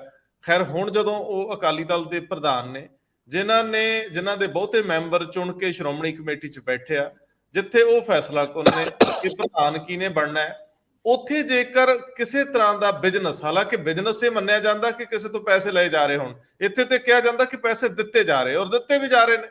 ਉਹਨਾਂ ਦੇ MD ਅਕਸਰ ਕਹਿੰਦੇ ਆ ਵੀ ਕੋਈ 1 ਰੁਪਈਆ ਦੱਸਦੇ ਵੀ ਅਸੀਂ ਸ਼੍ਰੋਮਣੀ ਕਮੇਟੀ ਤੋਂ ਕਦੇ ਲਿਆ ਤੇ ਅਸੀਂ ਕਰੋੜ ਰੁਪਈਆ ਦੇਣ ਨੂੰ ਤਿਆਰ ਆ। ਉਹ ਠੀਕ ਹੋ ਸਕਦੇ ਆ, ਪਰ ਇਹ ਵੀ ਹਿੱਤਾਂ ਦਾ ਟਕਰਾਅ ਤਾਂ ਮੰਨਿਆ ਹੀ ਜਾਂਦਾ ਹੈ ਨਾ ਕਿ ਤੁਸੀਂ ਜਿੱਥੇ ਪ੍ਰਭਾਵੀ ਹੋਵੋ ਤੇ ਉੱਥੇ ਕਿਸੇ ਵੀ ਤਰੀਕੇ ਨਾਲ ਕੁਝ ਵੀ ਹੋ ਰਿਹਾ ਉਹਦੇ ਵਿੱਚ ਤੁਹਾਡੇ ਹਿੱਤ ਹੋਣ। ਕੀ ਕਹਿੰਦੇ ਹੋ? ਵੈਸੇ ਮੈਨੂੰ ਇਹ ਲੱਗਦਾ ਕਿ ਦੋ ਜਿਹੜੇ ਮੁੱਦੇ ਨੇ ਨਾ, ਮੱਕੀ ਹੈ, ਮੂੰਗੀ ਹੈ, ਕਾਟਨ ਹੈ, ਜਿਹੜਾ ਮਰਜੀ ਚੀਜ਼ ਉਹ ਤੇ ਪੰਥ, ਇਹ ਦੋਨੋਂ ਪੰਜਾਬ ਦੀ ਹੋਂਦ ਨਾਲ ਜੁੜੇ ਹੋਏ ਨੇ, ਹੋਂਦ ਦੇ ਕੁਐਸਚਨ ਨੇ। ਮੈਨੂੰ ਲੱਗਦਾ ਕਿ ਇੱਕ ਵੱਧਦਾ ਇੱਕ ਘਟਦਾ ਕੁਐਸਚਨ ਨਹੀਂ ਹੈ। ਔਰ ਡਾਇਵਰਸਿਫਿਕੇਸ਼ਨ ਪੰਜਾਬ ਨੂੰ 40 ਸਾਲਾਂ ਤੋਂ ਚਾਹੀਦੀ ਸੀ, ਜਿਹੜੀ ਅੱਜ ਤੱਕ ਨਹੀਂ ਹੋਈ, ਜਿਹਦਾ ਦਾਅਵਾ ਭਗਵੰਤ ਮਾਨ ਉਹਨਾਂ ਨੇ ਕੀਤਾ ਕਿ ਉਹ ਨਹੀਂ ਕਰਦੇ, ਅਸੀਂ ਆਪ ਕਰਾਂਗੇ, ਮੈਂ MSP ਦੇਵਾਂਗਾ। ਤੇ ਮੈਂ MSP ਦਊਂਗਾ ਜਦੋਂ ਉਹੀ 8558 ਰੁਪਏ ਵਾਲੀ ਚੀਜ਼ 6000 ਨੂੰ ਵਿਕਦੀ ਹੋਵੇ ਤੁਹਾਡੇ ਸਾਹਮਣੇ, ਔਰ ਜਦੋਂ ਉਹੀ ਮੂੰਗੀ ਜਿਹੜੀ ਹੈ ਤੇ ਉਹੀ ਮੱਕੀ 2090 ਰੁਪਏ ਵਾਲੀ 1000 ਨੂੰ ਵਿਕਦੀ ਹੋਵੇ, ਤਾਂ ਉਹ ਦਾਅਵੇਦਾਰੀ ਕਿੱਥੇ ਹੈ, ਉਹ ਲਫਾਜੀ ਕਿੱਥੇ ਹੈ? ਇਹਦੇ ਬਾਰੇ ਜਵਾਬ ਤਾਂ ਮੰਗਣਾ ਚਾਹੀਦਾ ਔਰ ਦੇਣਾ ਪਏਗਾ। SKM ਦਾ ਅੱਜ ਵੱਡਾ ਡੈਲੀਗੇਸ਼ਨ ਸੀ, ਇੱਕ ਮਿਨਿਸਟਰ ਉਹਦਾ ਮੰਗ ਪੱਤਰ ਤੱਕ ਲੈਣ ਨਹੀਂ ਆਇਆ। ਮਿਨਿਸਟਰ ਕੋਲ ਵੀ ਮੰਗ ਪੱਤਰ ਦੇਣ ਜਾਣਾ ਪੈਂਦਾ ਹੈ। ਇਹ ਵੈਸੇ ਸਰਕਾਰ ਕਹਿੰਦੇ ਪਿੰਡਾਂ ਚੋਂ ਚੱਲੇਗੀ, ਵੈਸੇ ਸਰਕਾਰ ਪਿੰਡਾਂ ਦੇ ਵਿੱਚ ਜਾ ਰਹੀ ਹੈ ਵੀ ਅਸੀਂ ਉੱਥੇ ਜਾ ਕੇ ਬੈਠ ਕੇ ਫੈਸਲੇ ਕਰਾਂਗੇ ਜੀ। ਉਹ ਜਿਹੜੇ ਲੋਕ ਸੱਜਣ ਤੁਹਾਡੇ ਕੋਲ ਆਉਂਦੇ ਨੇ, ਕਾਟਨ ਦੇ ਹੇਠ ਰਕਬਾ ਘਟ ਚੁੱਕਿਆ, ਕਾਟਨ ਬੀਜਾਂ ਦਾ ਜਿਹੜਾ ਲੱਖਾਂ ਪੈਕਟ ਹੈ, ਹਜ਼ਾਰਾਂ, ਉਹਦੀ ਪਤਾ ਨਹੀਂ ਕੌਣ ਲੈ ਗਿਆ, ਕਿੱਥੇ ਗਿਆ, ਇਹਦਾ ਕੋਈ ਪਤਾ ਨਹੀਂ ਹੈ। ਤਾਂ ਪੰਜਾਬ ਦਾ ਪਾਣੀ, ਪੰਜਾਬ ਦੀ ਧਰਤੀ, ਪੰਜਾਬ ਦਾ ਆਬੋ ਹਵਾ ਜਿਹੜੀ ਅਗਲੇ ਦਿਨਾਂ ਦੇ ਵਿੱਚ ਜਿੱਧਰ ਨੂੰ ਜਾ ਰਹੀ ਹੈ, ਜਿੱਥੇ ਪੰਜਾਬੀਆਂ ਨੇ ਰਹਿਣਾ ਹੈ, ਜੇ ਉਹ ਖਤਮ ਹੋ ਗਿਆ, ਉਹਦੇ ਤੋਂ ਬਾਅਦ ਪੰਥ ਦੀ ਲੜਾਈ ਤੇ ਬਾਕੀ ਲੜਾਈਆਂ ਸ਼ੁਰੂ ਹੋਣੀਆਂ ਨੇ। ਇਹ ਸੀਰੀਅਸਨੈਸ ਨਾ ਅਕਾਲੀ ਦਲ ਕੋਲ ਸੀ, ਨਾ ਇਸ ਸਰਕਾਰ ਕੋਲ ਹੈ। ਕੱਲਾ ਬਿਆਨ ਦੇ ਦੇਣਾ ਸੁਖਬੀਰ ਬਾਦਲ ਦਾ ਇੰਨੇ ਨਾਲ ਨਹੀਂ ਹੈ। ਲੜ ਤਾਂ ਕੱਲੇ ਕਿਸਾਨ ਰਹੇ ਨੇ, ਤੁਸੀਂ ਉਹਦੇ ਹਮਾਇਤ ਚ ਬਿਆਨ ਦੇਤਾ, ਬਾਕੀ ਬਸ ਹੋ ਗਿਆ ਜੀ, ਤੁਸੀਂ ਹਾਜ਼ਰੀ ਲਵਾਤੀ। ਉਹ ਵੀ ਟੋਕਨ ਹੈ, ਇੱਕ ਗੱਲ ਤੋਂ ਟੋਕਨ ਚੀਜ਼ਾਂ ਨਾਲ, ਸਿੰਬੋਲਿਕ ਚੀਜ਼ਾਂ ਨਾਲ ਗੱਲ ਨਹੀਂ ਬਣਨੀ। ਉਹ ਰੀਡ ਹੈ ਕਿਰਤੀ, ਕਿਸਾਨੀ ਤੇ ਪੰਥ। ਮੇਰਾ ਖਿਆਲ ਹੈ ਉਹ ਇੱਕ ਕਾਮਨ ਪਲੇਟਫਾਰਮ ਤੇ ਖੜੇ ਨੇ ਤੇ ਇੱਕ ਉਹੀ ਗੁਰੂ ਨਾਨਕ ਦਾ ਫਲਸਫਾ ਹੈ ਤੇ ਉਸੇ ਪਾਸੇ ਵੱਲ ਜਾਣ ਦੀ ਜ਼ਰੂਰਤ ਹੈ, ਜਿਹੜੇ ਨਹੀਂ ਜਾ ਰਹੇ। ਔਰ ਇੱਕ ਪਾਸੇ ਕਿਰਤੀ ਮਰ ਰਿਹਾ, ਸੁਸਾਈਡ ਕਰ ਰਿਹਾ, ਦੂਜੇ ਪਾਸੇ ਬਿਜ਼ਨਸ ਵੱਧ ਰਿਹਾ ਹੈ, ਫਲੋਰਸ ਹੋ ਰਿਹਾ ਹੈ, ਜਿਹੜਾ ਵੱਖ-ਵੱਖ ਮਾਮਲਿਆਂ ਦੇ ਵਿੱਚ ਕਿਸੇ ਨਾ ਕਿਸੇ ਮਾਮਲਿਆਂ ਦੇ ਵਿੱਚ। ਇਸ ਲਈ ਜਿੰਨੀ ਗੰਭੀਰਤਾ ਉੱਥੇ ਚਾਹੀਦੀ ਹੈ ਉਨੀ ਨਹੀਂ। ਹਾਂ, ਟੋਕਨ ਤੌਰ ਤੇ ਵੀ ਇੱਕ ਪ੍ਰੈਸ ਬਿਆਨ ਜਾਰੀ ਕੀਤਾ ਤਾਂ ਵੈਲਕਮ ਹੈ, ਸਵਾਗਤ ਕਰਨਾ ਚਾਹੀਦਾ ਵੀ ਚਲੋ ਨੀਂਦ ਤਾਂ ਨਹੀਂ, ਇਹਦਾ ਮਤਲਬ ਪਤਾ ਤਾਂ ਹੈ, ਬਾਤ ਤਾਂ ਤੁਹਾਡੀ ਸਾਰੇ ਕਿਤੇ ਹੈ। ਉਹ ਤੁਸੀਂ ਸੋਚ ਕੇ ਫੈਸਲਾ ਕਰਦੇ ਹੋ ਵੀ ਕਿੰਨਾ ਕੁ ਦੇਣਾ, ਪ੍ਰੈਸ ਨੋਟ ਦੇਣਾ ਹੈ, ਧਰਨਾ ਦੇਣਾ ਹੈ, ਨਹੀਂ ਦੇਣਾ, ਚੁੱਪ ਰਹਿਣਾ ਹੈ, ਕਰਨਾ ਕੀ ਹੈ, ਇਹ ਸੋਚ ਸਮਝ ਕੇ ਕਰਦੇ ਹੋ ਫੈਸਲਾ। ਐਵੇਂ ਨਹੀਂ ਕਰਦੇ ਵੀ ਇਹ ਕੋਈ ਕਹਦੇ ਵੀ ਇਹ ਸੋਚਦੇ ਹੀ ਨਹੀਂ ਹੈ। ਇਹ ਗਲਤ ਐਲੀਗੇਸ਼ਨ ਹੈ ਕਿ ਸੋਚਦੇ ਹੀ ਨਹੀਂ ਹੈ। ਹੁਣ ਜਦੋਂ ਅਗਲਾ ਕੁਐਸਚਨ ਆਉਂਦਾ ਜਿਹੜਾ ਪੰਥਕ ਸਵਾਲ ਲਗਾਤਾਰ, ਔਰ ਕਿੰਨਾ ਲੰਬਾ ਸਮਾਂ ਚੱਲਦਾ ਹੈ, ਤਾਂ ਝੂੰਦਾ ਕਮੇਟੀ ਤੋਂ ਹੋ ਗਿਆ, ਤੁਹਾਡੇ ਕੋਲ 3 MLA ਰਹਿ ਗਏ, ਉਹ MLA ਚੋਂ ਵੀ ਜਿਹੜਾ ਤੁਹਾਡਾ ਲੀਡਰ ਹੈ ਵਿਧਾਨ ਸਭਾ ਦੇ ਵਿੱਚ, ਉਹ ਇੱਕ ਅਲੱਗ ਗੱਲ ਬੋਲ ਰਿਹਾ ਵਿਧਾਨ ਸਭਾ ਦੇ ਵਿੱਚ ਖੜ ਕੇ। ਪਹਿਲਾਂ ਵੀ ਬੀਜੇਪੀ ਨੂੰ ਵੋਟ ਪਾਉਣ ਵੇਲੇ ਵੀ ਅਲੱਗ ਬੋਲਦਾ, ਤੇ ਹੁਣ ਪੀਟੀਸੀ ਦੇ ਮਾਮਲੇ ਦੇ ਵਿੱਚ ਵੀ ਉਹਨੇ ਬੋਲਿਆ ਕਿ ਇੱਕ ਚੈਨਲ ਨੂੰ ਮੋਨੋਪੋਲੀ ਨਹੀਂ ਹੋਣੀ ਚਾਹੀਦੀ। ਮੈਂ ਇਹ ਕਹਿ ਰਿਹਾ, ਨਾ ਤੁਸੀਂ ਅੰਦਰੂਨੀ ਕਿਸੇ ਗੱਲ ਤੇ ਆਪਦੀ ਤੇ ਬੋਲ ਰਹੇ ਹੋ, ਫਿਰ ਉਹਦੇ ਤੇ ਜਾਂ ਤਾਂ ਉਹਦੇ ਖਿਲਾਫ ਹੀ ਕਾਰਵਾਈ ਕਰ ਲਓ, ਉਹਨੂੰ ਘੱਟੋ ਘੱਟ ਲੀਡਰ ਹੋਰ ਬਣਾ ਦੇ ਹੋਰ। ਕਿਉਂਕਿ ਇੱਕ ਤਾਂ ਇਨਰ ਜਿਹੜਾ ਤੁਹਾਡਾ ਬਖਰੇਵੇਂ ਨੇ ਉਹ ਵੀ ਅਜੇ ਤੁਸੀਂ ਦਬਾ ਕੇ ਚੱਲਦੇ ਹੋ, ਸ਼ਾਇਦ ਇਸ ਕਰਕੇ ਕਿ ਅਜੇ ਵੋਟਾਂ ਨਹੀਂ ਹੈ, ਅਜੇ ਕੀ ਹੋਣਾ ਕੀ ਨਹੀਂ, ਇਹ ਉਦੋਂ ਬਾਅਦ ਦਾ ਸਵਾਲ ਹੈ। ਦੂਜਾ ਸਵਾਲ ਇਹ ਤੋਂ ਬਾਅਦ ਅਗਲਾ ਸਵਾਲ ਆਉਂਦਾ ਕਿ ਜਿਹੜਾ ਹੁਣ ਐਡਾ ਚਿਰ ਦਾ ਰੌਲਾ ਚੱਲਦਾ, ਔਰ ਇਹ ਰੌਲਾ ਕੋਈ ਐ ਨਹੀਂ ਕਿ ਬਾਅਦ ਚ ਚੱਲਣ ਲੱਗਿਆ, ਸੁਖਬੀਰ ਉਹਨਾਂ ਦੇ ਇੱਥੇ ਹੁੰਦੇ ਹੀ ਚੱਲਦਾ ਸੀ, ਪਹਿਲਾਂ ਤੋਂ ਭਗਵੰਤ ਮਾਨ ਕਦੋਂ ਤੋਂ ਬਿਆਨ ਦੇ ਰਹੇ ਸੀ, ਕਦੋਂ ਤੋਂ ਬਾਕੀ ਗੱਲਾਂ ਕਰ ਰਹੇ ਸੀ। ਇਹ ਚੀਜ਼ਾਂ ਐਮਰਜੈਂਸੀ ਪਲਾਨ ਵੀ ਕੀਤੀਆਂ ਜਾ ਸਕਦੀਆਂ ਹੁੰਦੀਆਂ ਨੇ ਬਾਕੀ ਚੀਜ਼ਾਂ ਦੇ ਉੱਤੇ। ਔਰ ਜੇ ਨਹੀਂ ਬੋਲਦੇ ਤੇ ਇੱਕ ਖਾਮੋਸ਼ੀ ਨਾਲ ਹੌਲੀ ਹੌਲੀ ਲੱਗਦਾ ਕਿ ਮਾਮਲਾ ਠੰਡੇ ਵਸਤੇ ਚ ਪੈ ਜਾਊਗਾ, ਇਹਨਾਂ ਨੂੰ ਨਾ ਗਵਰਨਰ ਨੇ ਅਪਰੂਵਲ ਦੇਣੀ ਆ, ਨਾ ਕਿਸੇ ਨੇ ਸਾਡੇ ਲਈ ਠੀਕ ਕਰ ਰਿਹਾ ਉਹਨਾਂ ਨੂੰ ਲੱਗ ਰਿਹਾ। ਜੇ ਭਗਵੰਤ ਮਾਨ ਤੇ ਐਜੀਪੀਸੀ ਪ੍ਰਧਾਨ ਆਪਸ ਚ ਝਗੜ ਰਹੇ ਨੇ, ਅਕਾਲੀ ਦਲ ਦਾ ਪ੍ਰਧਾਨ ਵੱਖਰਾ ਹੈ ਔਰ ਚੀਫ ਮਿਨਿਸਟਰ ਡੇਲੀ ਐਜੀਪੀਸੀ ਪ੍ਰਧਾਨ ਤੇ ਟਵੀਟ ਕਰ ਰਿਹਾ, ਤੇ ਐਜੀਪੀਸੀ ਪ੍ਰਧਾਨ ਉਹ ਤੇ ਟਵੀਟ ਕਰ ਦਿੰਦਾ। ਇਦੋਂ ਸੌਖੀ ਰਾਜਨੀਤੀ ਕਿਹੜੀ ਹੋ ਜੂ ਜੀ ਅਕਾਲੀ ਦਲ ਦੇ ਪ੍ਰਧਾਨ ਲਈ? ਤੇ ਆਪਣਾ ਬਿਜ਼ਨਸ ਵੀ ਚੱਲੂਗਾ ਤੇ ਨਾਲ ਆਪਾਂ ਨੂੰ ਬੋਲਣ ਦੀ ਵੀ ਲੋੜ ਨਹੀਂ ਹੈ। ਦੇਖ ਲਾਂਗੇ ਜਦੋਂ ਅੱਗੇ ਆਏਗਾ ਜੇਕਰ ਹੋ ਜਾ, ਔਰ ਸ਼ਾਇਦ ਇਹ ਸਟ੍ਰੈਟਜੀ ਹੋਵੇ ਕਿਸੇ ਨਾ ਕਿਸੇ ਰੂਪ ਦੇ ਵਿੱਚ। ਹਾਂ, ਇਸ ਤੋਂ ਬਾਅਦ ਇਹ ਅਲੱਗ ਗੱਲ ਹੈ ਕਿ ਇੱਕ ਪਾਲਿਸੀ ਦਾ ਕੁਐਸਚਨ ਹੈ ਓਵਰਆਲ ਸਾਰੇ ਪੋਲੀਟੀਸ਼ੀਅਨਾਂ ਨਾਲ, ਕਿ ਜਿਹੜੇ ਵੀ ਪੋਲੀਟੀਸ਼ੀਅਨ, ਇਸੇ ਕਰਕੇ ਇੱਕ ਜ਼ਮਾਨੇ 'ਚ ਕਹਿੰਦੇ ਸੀ ਕਿ ਬਿਜ਼ਨਸਮੈਨ ਸਿਆਸਤ 'ਚ ਨਹੀਂ ਆਉਂਦੇ ਹੁੰਦੇ, ਬਿਜ਼ਨਸਮੈਨ ਸਿਆਸਤਦਾਨਾਂ ਦੀ ਮਦਦ ਕਰਦੇ ਨੇ ਤਾਂ ਕਿ ਮੋੜਵੇਂ ਰੂਪ 'ਚ ਉਹਨਾਂ ਨੂੰ ਫਾਇਦਾ ਹੋ ਸਕੇ। ਜਦ ਉਹਨਾਂ ਨੇ ਸੋਚਿਆ ਆਪ ਇਹ ਬਿਜ਼ਨਸ ਕਰਦੇ ਨੇ ਤਾਂ ਸਾਰੇ ਬਿਜ਼ਨਸਮੈਨ ਵੀ ਪੋਲੀਟਿਕਸ 'ਚ ਆਉਣ ਲੱਗ ਗਏ, ਤੇ ਜਦੋਂ ਬਿਜ਼ਨਸਮੈਨ ਹੀ ਪੋਲੀਟਿਕਸ 'ਚ ਆਉਣ ਲੱਗ ਗਏ ਤਾਂ ਡਾਇਰੈਕਸ਼ਨ ਬਿਜ਼ਨਸ ਵੱਲ ਜਾਏਗੀ ਫੈਸਲਿਆਂ ਦੀ, ਉਹ ਲੋਕਾਂ ਦੇ ਪ੍ਰਤੀ ਨਹੀਂ ਜਾਏਗੀ, ਬਾਕੀ ਦੇ ਪ੍ਰਤੀ ਨਹੀਂ।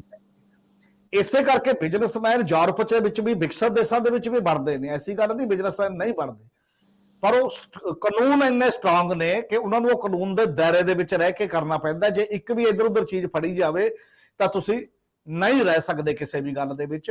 ਜੋ ਬਾਈਡਨ ਨੂੰ ਤਾਂ ਅਸਤੀਫਾ ਦੇਣਾ ਪੈ ਗਿਆ ਸੀ ਕੇਵਲ ਇਸ ਕਰਕੇ ਕਿ ਉਹਨੇ ਇੱਕ ਪਾਰਟੀ ਰੱਖਤੀ ਸੀ ਕਿ ਇਸ ਕਰੋਨਾ ਦੇ ਦੌਰਾਨ ਉਹ ਕਹਿੰਦੇ ਵੀ ਜੋ ਬਾਈਡਨ ਨਹੀਂ, ਉਹ ਦੂਸਰਾ ਜਿਹੜਾ ਇਹਨਾਂ ਦਾ ਬੋਰਿਸ ਜੌਨਸਨ ਇਹ ਤੋਂ ਪਹਿਲਾਂ ਵਾਲਾ, ਤੇ ਉਹਨੂੰ ਬੋਰਿਸ ਜੌਨਸਨ, ਹਾਂਜੀ ਬੋਰਿਸ ਜੌਨਸਨ।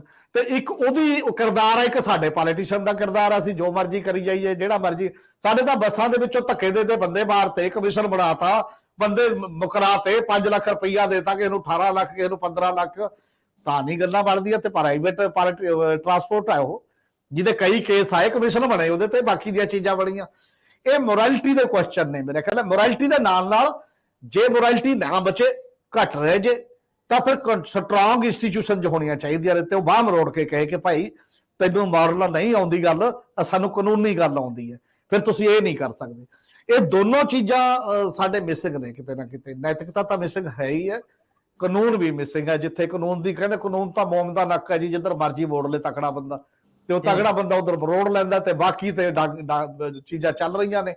ਇਸ ਕਰਕੇ ਇਹ ਜਿਹੜੀ ਇੱਕ ਅਪਰੋਚ ਹੈ ਲਾਈਫ ਦੀ, ਮੇਰਾ ਖਿਆਲ ਹੈ ਇਕੱਲਾ ਸੁਖਬੀਰ ਦਾ ਕੁਐਸਚਨ ਨਹੀਂ, ਬਾਕੀ ਵੀ ਜਿੰਨੇ ਹੋਰ ਸੱਜਣ ਹੈਗੇ ਨੇ, ਇਹ ਤਾਂ ਥੋਰੋਲੀ ਮੰਥਨ ਸਾਡੇ ਪੋਲੀਟੀਕਲ ਕਲਾਸ ਨੂੰ ਤੇ ਬਾਕੀ ਲੋਕਾਂ ਨੂੰ ਕਰਨਾ ਚਾਹੀਦਾ ਕਿ ਅਸੀਂ ਜੇ ਅੱਗੇ ਵਧਣਾ ਹੈ ਤਾਂ ਕੋਈ ਵੈਲਿਊ ਬੇਸਡ ਅਸੂਲ ਤੇ ਲਾਅ ਫਰੇਮ ਕਰਨੇ ਬਹੁਤ ਜ਼ਰੂਰੀ ਨੇ। ਸਰਦਾਰ ਜਗਤਾਰ ਸਿੰਘ ਜੀ, ਸਾਡੀ ਪੋਲੀਟੀਕਲ ਜਮਾਤ ਨੇ ਇਹ ਨਾਮ ਬੜਾ ਵਰਤਿਆ, ਮੈਂ ਤਾਂ ਕਹਿੰਦਾ ਉਹਨਾਂ ਘਸਾਤਾ ਲੈ ਕੇ, ਮਹਾਰਾਜਾ ਰਣਜੀਤ ਸਿੰਘ ਦਾ ਰਾਜ।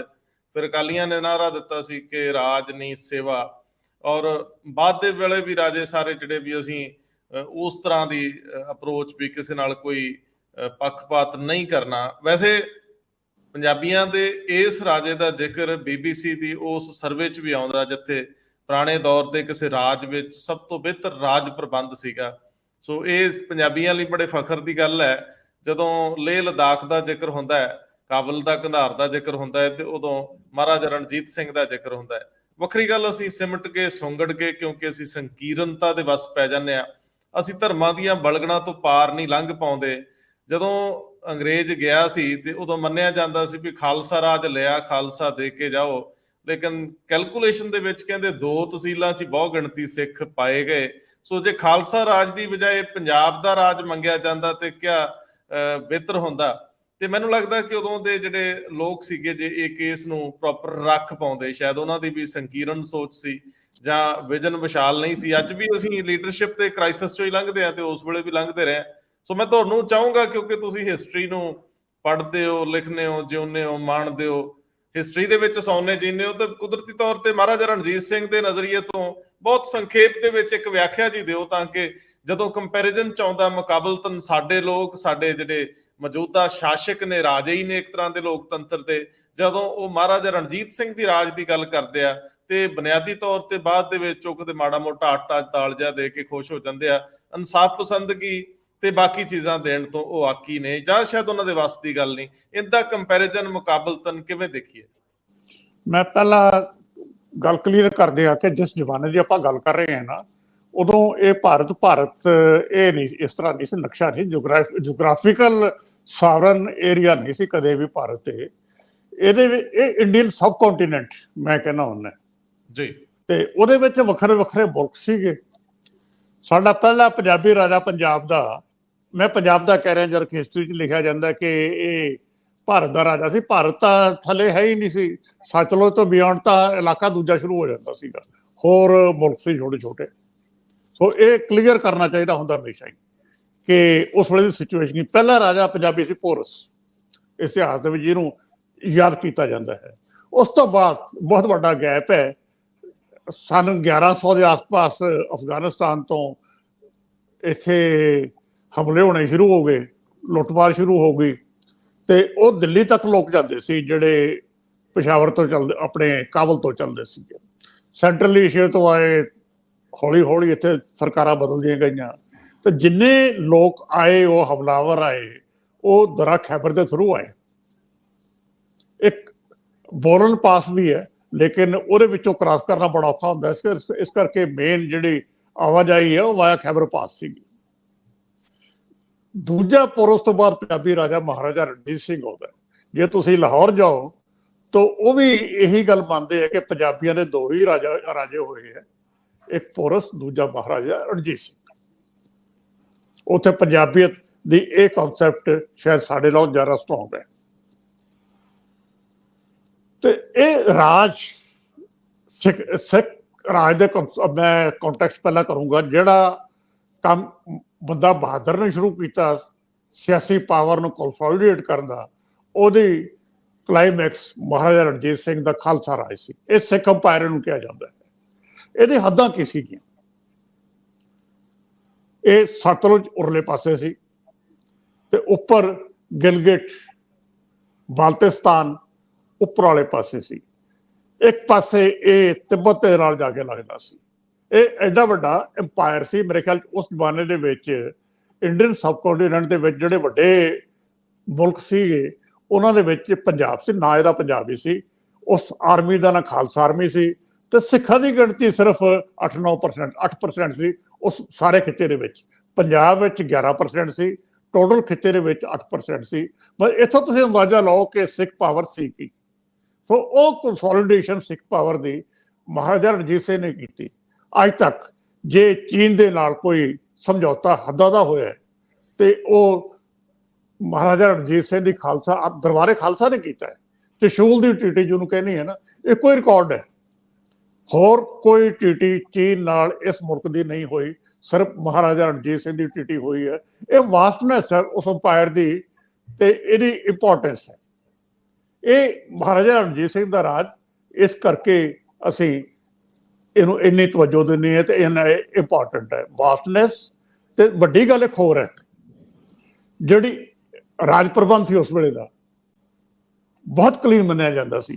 ਐਜੂਕੇਸ਼ਨ, ਪੰਜਾਬ ਇਹ ਰੀਜਨ ਦੇਸ਼ ਪੰਜਾਬ ਸਭ ਤੋਂ ਲਿਟਰੇਟ ਏਰੀਆ ਸੀ ਇੰਡੀਅਨ ਸਬ ਕੰਟੀਨੈਂਟ ਦਾ। ਇੱਕ ਦੂਜਾ, ਇਸ ਰਾਜ ਦੇ ਵਿੱਚ ਫਾਂਸੀ ਦੀ ਸਜ਼ਾ ਹੈ ਨਹੀਂ ਸੀ। ਮੈਂ ਦੋ ਹੀ ਸੇਲੀਅੰਟ ਗੱਲਾਂ ਕਰੂੰਗਾ ਇਸ ਰਾਜ ਦੀਆਂ। ਸੋ ਇਹ ਇੰਨੀ ਲਿਟਰੇਸੀ ਟੋਟਲ ਹੋਣੀ, ਉਹ ਤਾਂ ਅੰਗਰੇਜ਼ਾਂ ਦੇ ਆਉਣ ਤੋਂ ਬਾਅਦ ਸਾਰੇ ਸੀਨ ਬਦਲਿਆ ਹੈਗਾ, ਲੇਕਿਨ ਉਸ ਤੋਂ ਪਹਿਲਾਂ ਟੋਟਲ ਆਲਮੋਸਟ ਲਿਟਰੇਸੀ, ਔਰ ਫਾਂਸੀ ਦੀ ਸਜ਼ਾ ਕੋਈ ਨਹੀਂ, ਔਰ ਕ੍ਰਾਈਮ ਕੋਈ ਨਹੀਂ ਜੀ। ਮੈਂ ਇੱਕ ਹੋਰ ਐਡੀਸ਼ਨ ਕਰ ਦੇਣਾ, ਇੱਕ ਮੈਂ ਗੱਲ ਕਲੀਅਰ ਕਰ ਦੇ। ਕਸ਼ਮੀਰ ਉਦੋਂ ਅਫਗਾਨ ਇੰਪਾਇਰ ਦਾ ਹਿੱਸਾ ਸੀ, ਉਹਨਾਂ ਤੋਂ ਮਹਾਰਾਜਾ ਰਣਜੀਤ ਸਿੰਘ ਨੇ ਇਹ ਜਿੱਤਿਆ ਸੀ। ਜੰਮੂ ਕਸ਼ਮੀਰ ਮਹਾਰਾਜਾ ਰਣਜੀਤ ਸਿੰਘ ਦੇ ਰਾਜ ਦਾ ਹਿੱਸਾ ਰਿਹਾ। ਸੋ ਇਹ ਸਿੱਖ ਅੰਪਾਇਰ ਦੀ ਸਾਰੀ ਵਾਸਟਨੈਸ ਹੈ, ਤੇ ਉਹ ਸੀ ਕਿ ਉਹ ਸਾਨੂੰ ਇਸ ਤੋਂ ਸਮਝ ਆਉਂਦੀ ਹੈ। ਤੇ ਕਸ਼ਮੀਰ ਜਦੋਂ ਵਰਲਡ ਵਾਰ, ਆਪਣੇ ਐਂਗਲੋ ਸਿੱਖ ਵਾਰ ਜਿਹੜੀ ਪਹਿਲੀ ਸੀ, ਉਹਦੇ 'ਚ ਖਾਲਸਾ ਆਰਮੀ ਹਾਰ ਗਈ, ਤੇ ਜਿਹੜਾ ਫਾਈਨ ਲੱਗਿਆ ਸੀਗਾ ਖਾਲਸਾ ਆਰਮੀ ਨੂੰ, ਦਰਬਾਰੇ ਖਾਲਸਾ ਨੂੰ, ਉਹਦੇ 'ਚ ਇੱਕ ਏਰੀਆ ਜੰਮੂ ਵੇਚਿਆ ਗਿਆ ਸੀ ਡੋਗਰਾ ਜਿਹੜੇ ਇਹ ਜਨਰਲ ਸੀਗੇ। ਇਸ ਕਰਕੇ ਇੱਥੇ ਡੋਗਰਾ ਡਾਇਨੈਸਟੀ ਜੰਮੂ ਕਸ਼ਮੀਰ ਦੇ ਵਿੱਚ ਰਾਜ ਦੇ ਵਿੱਚ ਆਈ ਸੀਗੀ। ਬੈਕਗਰਾਉਂਡ ਇਹ ਹੈ, ਮੁਸਲਿਮ ਸਟੇਟ ਦਾ ਇਸੇ ਕਰਕੇ ਰਾਜਾ ਉਦੋਂ ਤੋਂ ਲੈ ਕੇ ਇੱਕ ਡੋਗਰਾ ਫੈਮਿਲੀ ਰਹੀ, ਇਸੇ ਕਰਕੇ ਕਸ਼ਮੀਰ ਦੀ ਸਿਚੁਏਸ਼ਨ ਇਹ ਹੈ। ਕਸ਼ਮੀਰ ਮਹਾਰਾਜਾ ਰਣਜੀਤ ਸਿੰਘ ਦਾ ਪਾਰਟ ਸੀ ਜੀ। ਬਹੁਤ ਬਿਹਤਰੀਨ, ਤੁਸੀਂ ਬਹੁਤ ਵਿਸਥਾਰ ਦੇ ਵਿੱਚ, ਬਹੁਤ ਸੰਖੇਪ ਦੇ ਵਿੱਚ ਇਹਦੀ ਵਿਆਖਿਆ ਕਰਤੀ ਹੈ। ਸਰਦਾਰ ਹਰਮੀਤ ਸਿੰਘ ਹੋਣਾ ਕੋਲ ਚੱਲਦਾ ਹੈ। ਸਰਦਾਰ ਸਾਹਿਬ, ਜਦੋਂ ਅਸੀਂ ਦੇਖਦੇ ਹਾਂ ਕਿ ਅੰਗਰੇਜ਼ ਇੱਥੇ ਜਿੱਤ ਹਾਸਲ ਕਰਦਾ ਹੈ, ਜਾਂ ਜਿੱਤ ਹਾਸਲ ਕਰਨ ਤੋਂ ਪਹਿਲਾਂ ਵੀ ਉਹਨੂੰ ਸਮਝਣ ਦਾ ਯਤਨ ਕਰਦਾ ਹੈ ਕਿ ਇਸ ਖਿੱਤੇ ਵਿੱਚ ਸਾਨੂੰ ਇਹਨੂੰ ਸਰ ਕਰਨ 'ਚ ਇੰਨੀ ਮੁਸ਼ਕਿਲ ਕਿਉਂ ਆ ਰਹੀ ਆ, ਤੇ ਜਿਹੜਾ ਤਾਂ ਲਿਟਰੇਸੀ ਦਰ ਸੀ ਉਹਨੂੰ ਲੱਗਦਾ ਸੀ ਕਿ ਇਹ ਕਾਫੀ ਆੜੇ ਆਉਂਦਾ ਹੈ। ਫਿਰ ਬਾਅਦ ਦੇ ਵਿੱਚ ਵੀ ਕੋਈ ਸਰਚ ਇਹ ਦੱਸਦੀ ਆ ਕਿ ਉਹਨਾਂ ਨੇ ਦੇਖਿਆ ਕਿ ਕਿਵੇਂ ਤਰੀਕਾ ਕੀ ਸੀ ਲੋਕਾਂ ਨੂੰ ਪੜ੍ਹਾਉਣ ਦਾ, ਸਮਝਾਉਣ ਦਾ ਤਰੀਕਾ ਰਾਜੇ ਦਾ ਕੀ ਸੀਗਾ, ਉਹ ਵੀ ਕਾਫੀ ਚਰਚਾ 'ਚ, ਅੱਜ ਕੱਲ੍ਹ ਵੀ ਚਰਚਾ 'ਚ ਆਉਂਦਾ ਰਹਿੰਦਾ ਹੈ। ਸੋ ਦੂਜੀ ਗੱਲ ਬੜੀ ਅਹਿਮ ਕਿ ਉਸ ਦੌਰ ਦੇ ਵਿੱਚ ਇੰਨਾ ਕਿਸੇ ਰਾਜੇ ਦਾ ਸਿਆਣਾ ਹੋਣਾ ਕਿ ਮੌਤ ਦੀ ਸਜ਼ਾ, ਮਤਲਬ ਕੁਦਰਤ ਦੇ ਨਿਯਮਾਂ ਦੀ ਖਿਲਾਫਤ ਨਹੀਂ ਕਰਨੀ, ਇਹ ਇਸ ਤਰ੍ਹਾਂ ਦੀ ਸੋਚ ਉਸ ਦੌਰ ਦੇ ਵਿੱਚ ਸਦੀਆਂ ਪਹਿਲਾਂ ਹੀ ਕਵਾਂਗੇ। ਸੋ ਇਹ ਮੈਨੂੰ ਹੁਣ ਜਰਾ ਇਸ ਗੱਲ ਨੂੰ ਤੁਸੀਂ ਸਹੀ ਸੰਦਰਭ ਦੇ ਵਿੱਚ ਅੱਗੇ ਵਧਾ ਦਿਓ ਕਿ ਅੱਜ ਦੇ ਦਿਨ 'ਚ ਖਲੋ ਕੇ ਇੰਨੀ ਪਿੱਛੇ ਦੂਰ ਝਾਤ ਮਾਰਦਿਆਂ ਮੈਨੂੰ ਕੀ ਵੇਖਣਾ ਚਾਹੀਦਾ। ਅਸਲ ਦੇ ਵਿੱਚ ਹੈ ਤਾਂ ਜਿਹੜੀ ਦਲੇਰੀ ਦਾ ਕਨਸੈਪਟ ਆ, ਉਹ ਤਾਂ ਸਿਕੰਦਰ ਦੇ ਘੋੜੇ ਦੇ ਪੈਰ ਵੀ ਇੱਥੇ ਹੀ ਆ ਕੇ ਰੁਕੇ ਜਦੋਂ ਪੋਰਸ ਨੇ ਅੱਖ ਚੱਕ ਪਾ ਕੇ ਗੱਲ ਕੀਤੀ। ਭਾਵੇਂ ਕਿਹਾ ਜਾਂਦਾ ਹਾਰ ਗਿਆ ਸੀ, ਪਰ ਇਹਦਾ ਮਤਲਬ ਦਲੇਰੀ ਕਿ ਲੜ ਕੇ ਮਰਨਾ, ਸਰੈਂਡਰ ਨਹੀਂ ਕਰਨਾ, ਐਵੇਂ ਜਾ ਕੇ ਵੀ ਚਲਾਉਂਦੇ ਜਾਓ, ਠੀਕ ਹੈ ਜੀ ਜਨਾਬ, ਜਦੋਂ ਅਸੀਂ ਇੱਧਰ ਉੱਧਰ ਹੋ ਗਏ। ਮਤਲਬ ਇਹ ਧਰਤੀ ਤੇ ਇੱਕ ਲੈਵਲ ਦਾ ਬਹੁਤ ਲੰਬੇ ਸਮੇਂ ਤੋਂ ਇੱਕ ਸਿਸਟਮ ਚੱਲ ਰਿਹਾ ਸੀ ਉਸ ਲੈਵਲ ਦਾ। ਪਰ ਮਹਾਰਾਜਾ ਰਣਜੀਤ ਸਿੰਘ ਦੇ ਆਉਂਦੇ ਤੱਕ ਉਹਦੇ ਪਿੱਛੇ ਇੱਕ ਫਿਲਾਸਫੀ ਹੈ, ਔਰ ਉਹ ਫਿਲਾਸਫੀ ਗੁਰੂ ਨਾਨਕ ਸਾਹਿਬ ਦੀ ਫਿਲਾਸਫੀ ਹੈ। ਇਸੇ ਕਰਕੇ ਉਹ ਖਾਲਸਾ ਦਰਬਾਰ ਸੀ, ਇਸੇ ਕਰਕੇ ਉਹ ਸਿੱਕਾ ਜਿਹੜਾ ਚਲਾਉਂਦੇ ਸੀ ਆਪਦੇ ਨਾਮ ਦੀ ਬਜਾਏ, ਰਾਜੇ ਦੀ ਬਜਾਏ, ਉਹ ਮਤਲਬ ਖਾਲਸਾ ਰਾਜ ਤੋਂ ਪ੍ਰਭਾਵਿਤ ਹੋ ਕੇ ਉਹ ਚੀਜ਼ਾਂ ਕਰਦੇ ਨੇ। ਤਾਂ ਜਿਹੜਾ ਸਿੱਖੀਜ਼ਮ ਜਿਹੜਾ ਸਰਬੱਤ ਦੇ ਭਲੇ ਤੇ ਚੱਲਦਾ ਹੈ, ਜਿਹੜਾ ਕਿਰਤੀ ਨੂੰ ਵਡਿਆਉਂਦਾ ਹੈ, ਜਿਹੜਾ ਬਰਾਬਰੀ ਦਾ ਕਨਸੈਪਟ ਦੀ ਗੱਲ ਕਰਦਾ ਹੈ, ਜਿਹੜਾ ਕਿਸੇ ਦੇ ਕੱਪੜਿਆਂ ਤੋਂ, ਕਿਸੇ ਦੀ ਪਛਾਣ ਤੋਂ, ਕਿਸੇ ਦੇ ਬਾਕੀ ਤੋਂ ਬੰਦੇ ਦੀ ਪਛਾਣ ਨਹੀਂ ਕਰਦਾ, ਇਨਸਾਨੀਅਤ ਦੀ ਪਛਾਣ ਕਰਦਾ ਹੈ, ਤਾਂ ਕਿਤੇ ਨਾ ਕਿਤੇ ਜ਼ਿਹਨ ਦੇ ਵਿੱਚੋਂ ਹਿੱਸਾ ਜਿਹੜਾ ਹੈ ਨਾ, ਉਹ ਤੁਹਾਨੂੰ ਰਿਫਲੈਕਟ ਕਰਦਾ ਤੁਹਾਡੀ ਕਾਰਗੁਜ਼ਾਰੀ ਚੋਂ ਕਿ ਤੁਸੀਂ ਕਿਵੇਂ, ਕਿਸ ਢੰਗ ਦਾ ਰਾਜ ਜਾਂ ਕੀ ਕਰਨਾ। ਔਰ ਇਸੇ ਕਰਕੇ ਸ਼ਾਇਦ ਉਹ ਅਗਾਂਹ ਵਧੂ ਕੰਪੈਰੇਟਿਵਲੀ ਉਦੋਂ ਬਹੁਤ ਸਾਰੇ, ਜੇਕਰ ਤੁਸੀਂ ਐਨਾਲਿਸਿਸ ਕਰਨ ਲੱਗੋ, ਉਣਤਾਈਆਂ ਉਸ ਰਾਜ 'ਚ ਵੀ ਮਿਲਣ ਲੱਗੀਆਂ, ਕਿਉਂਕਿ ਉਸ ਜ਼ਮਾਨੇ ਦੇ ਫਿਊਡਲ ਕੰਟੈਕਸਟ ਦੇ ਵਿੱਚ ਜੋ ਤੁਸੀਂ ਦੇਖ ਸਕਦੇ ਹੋ ਉਨੀਆਂ ਚੀਜ਼ਾਂ ਹੁੰਦੀਆਂ ਨੇ ਉਹ। ਪਰ ਇੱਕ ਕੰਟੈਂਪਰੇਰੀ ਸਿਸਟਮ ਦੇ ਵਿੱਚ ਕਿਹੜੀ ਚੀਜ਼ ਸਭ ਤੋਂ ਬੈਟਰ ਹੈ, ਤੁਸੀਂ ਉਹਦਾ ਹੀ ਮੁਕਾਬਲਾ ਕਰਦੇ ਹੋ ਹਮੇਸ਼ਾ। ਜਿਵੇਂ ਅੱਜ ਕੱਲ੍ਹ ਅਸੀਂ ਕਹਿ ਦਿੰਦੇ ਜੀ ਫਾਂਸੀ ਦੀ ਸਜ਼ਾ ਯੂਰਪ ਦੇ ਤਾਂ ਸਾਰੇ ਦੇਸ਼ਾਂ ਨੇ ਰੱਦ ਕਰਤੀ, ਬਹੁਤ ਦੇਸ਼ ਹੋਰ ਨਾਲ ਮਿਲ ਗਏ ਜਿਨ੍ਹਾਂ ਨੇ ਰੱਦ ਕਰਤੀ, ਬਹੁਤ ਚੰਗਾ ਹੈ ਜੀ, ਚੰਗਾ। ਅੱਜ ਦੇ ਸੰਦਰਭ 'ਚ ਕਹਿੰਦੇ ਕਿ ਅਮਰੀਕਾ, ਭਾਰਤ ਇਹ ਕਿਉਂ ਨਹੀਂ ਕਰ ਪਾ ਰਹੇ, ਕੋਰੀਆ ਇਹ ਕਿਉਂ ਨਹੀਂ ਕਰਦੇ, ਫਿਰ ਜੇਕਰ ਉਨੇ ਹੀ ਵੱਡੇ ਡੈਮੋਕ੍ਰੇਟਿਕ ਨੇ ਤਾਂ ਮੁਕਾਬਲਤਨ ਇੱਕ ਚੀਜ਼ ਸਾਡੇ ਸਾਹਮਣੇ ਦਿਖਾਈ ਦਿੰਦੀ ਹੈ। ਇਹਦਾ ਮਤਲਬ ਇਹ ਹੈ ਕਿ 21ਵੀਂ ਸਦੀ ਦੇ ਵਿੱਚ ਜਾ ਕੇ ਵੀ ਅਸੀਂ ਫਿਲਾਸਫਿਕਲੀ ਵੀਕ ਹਾਂ ਬਹੁਤ ਹੱਦ ਤੱਕ।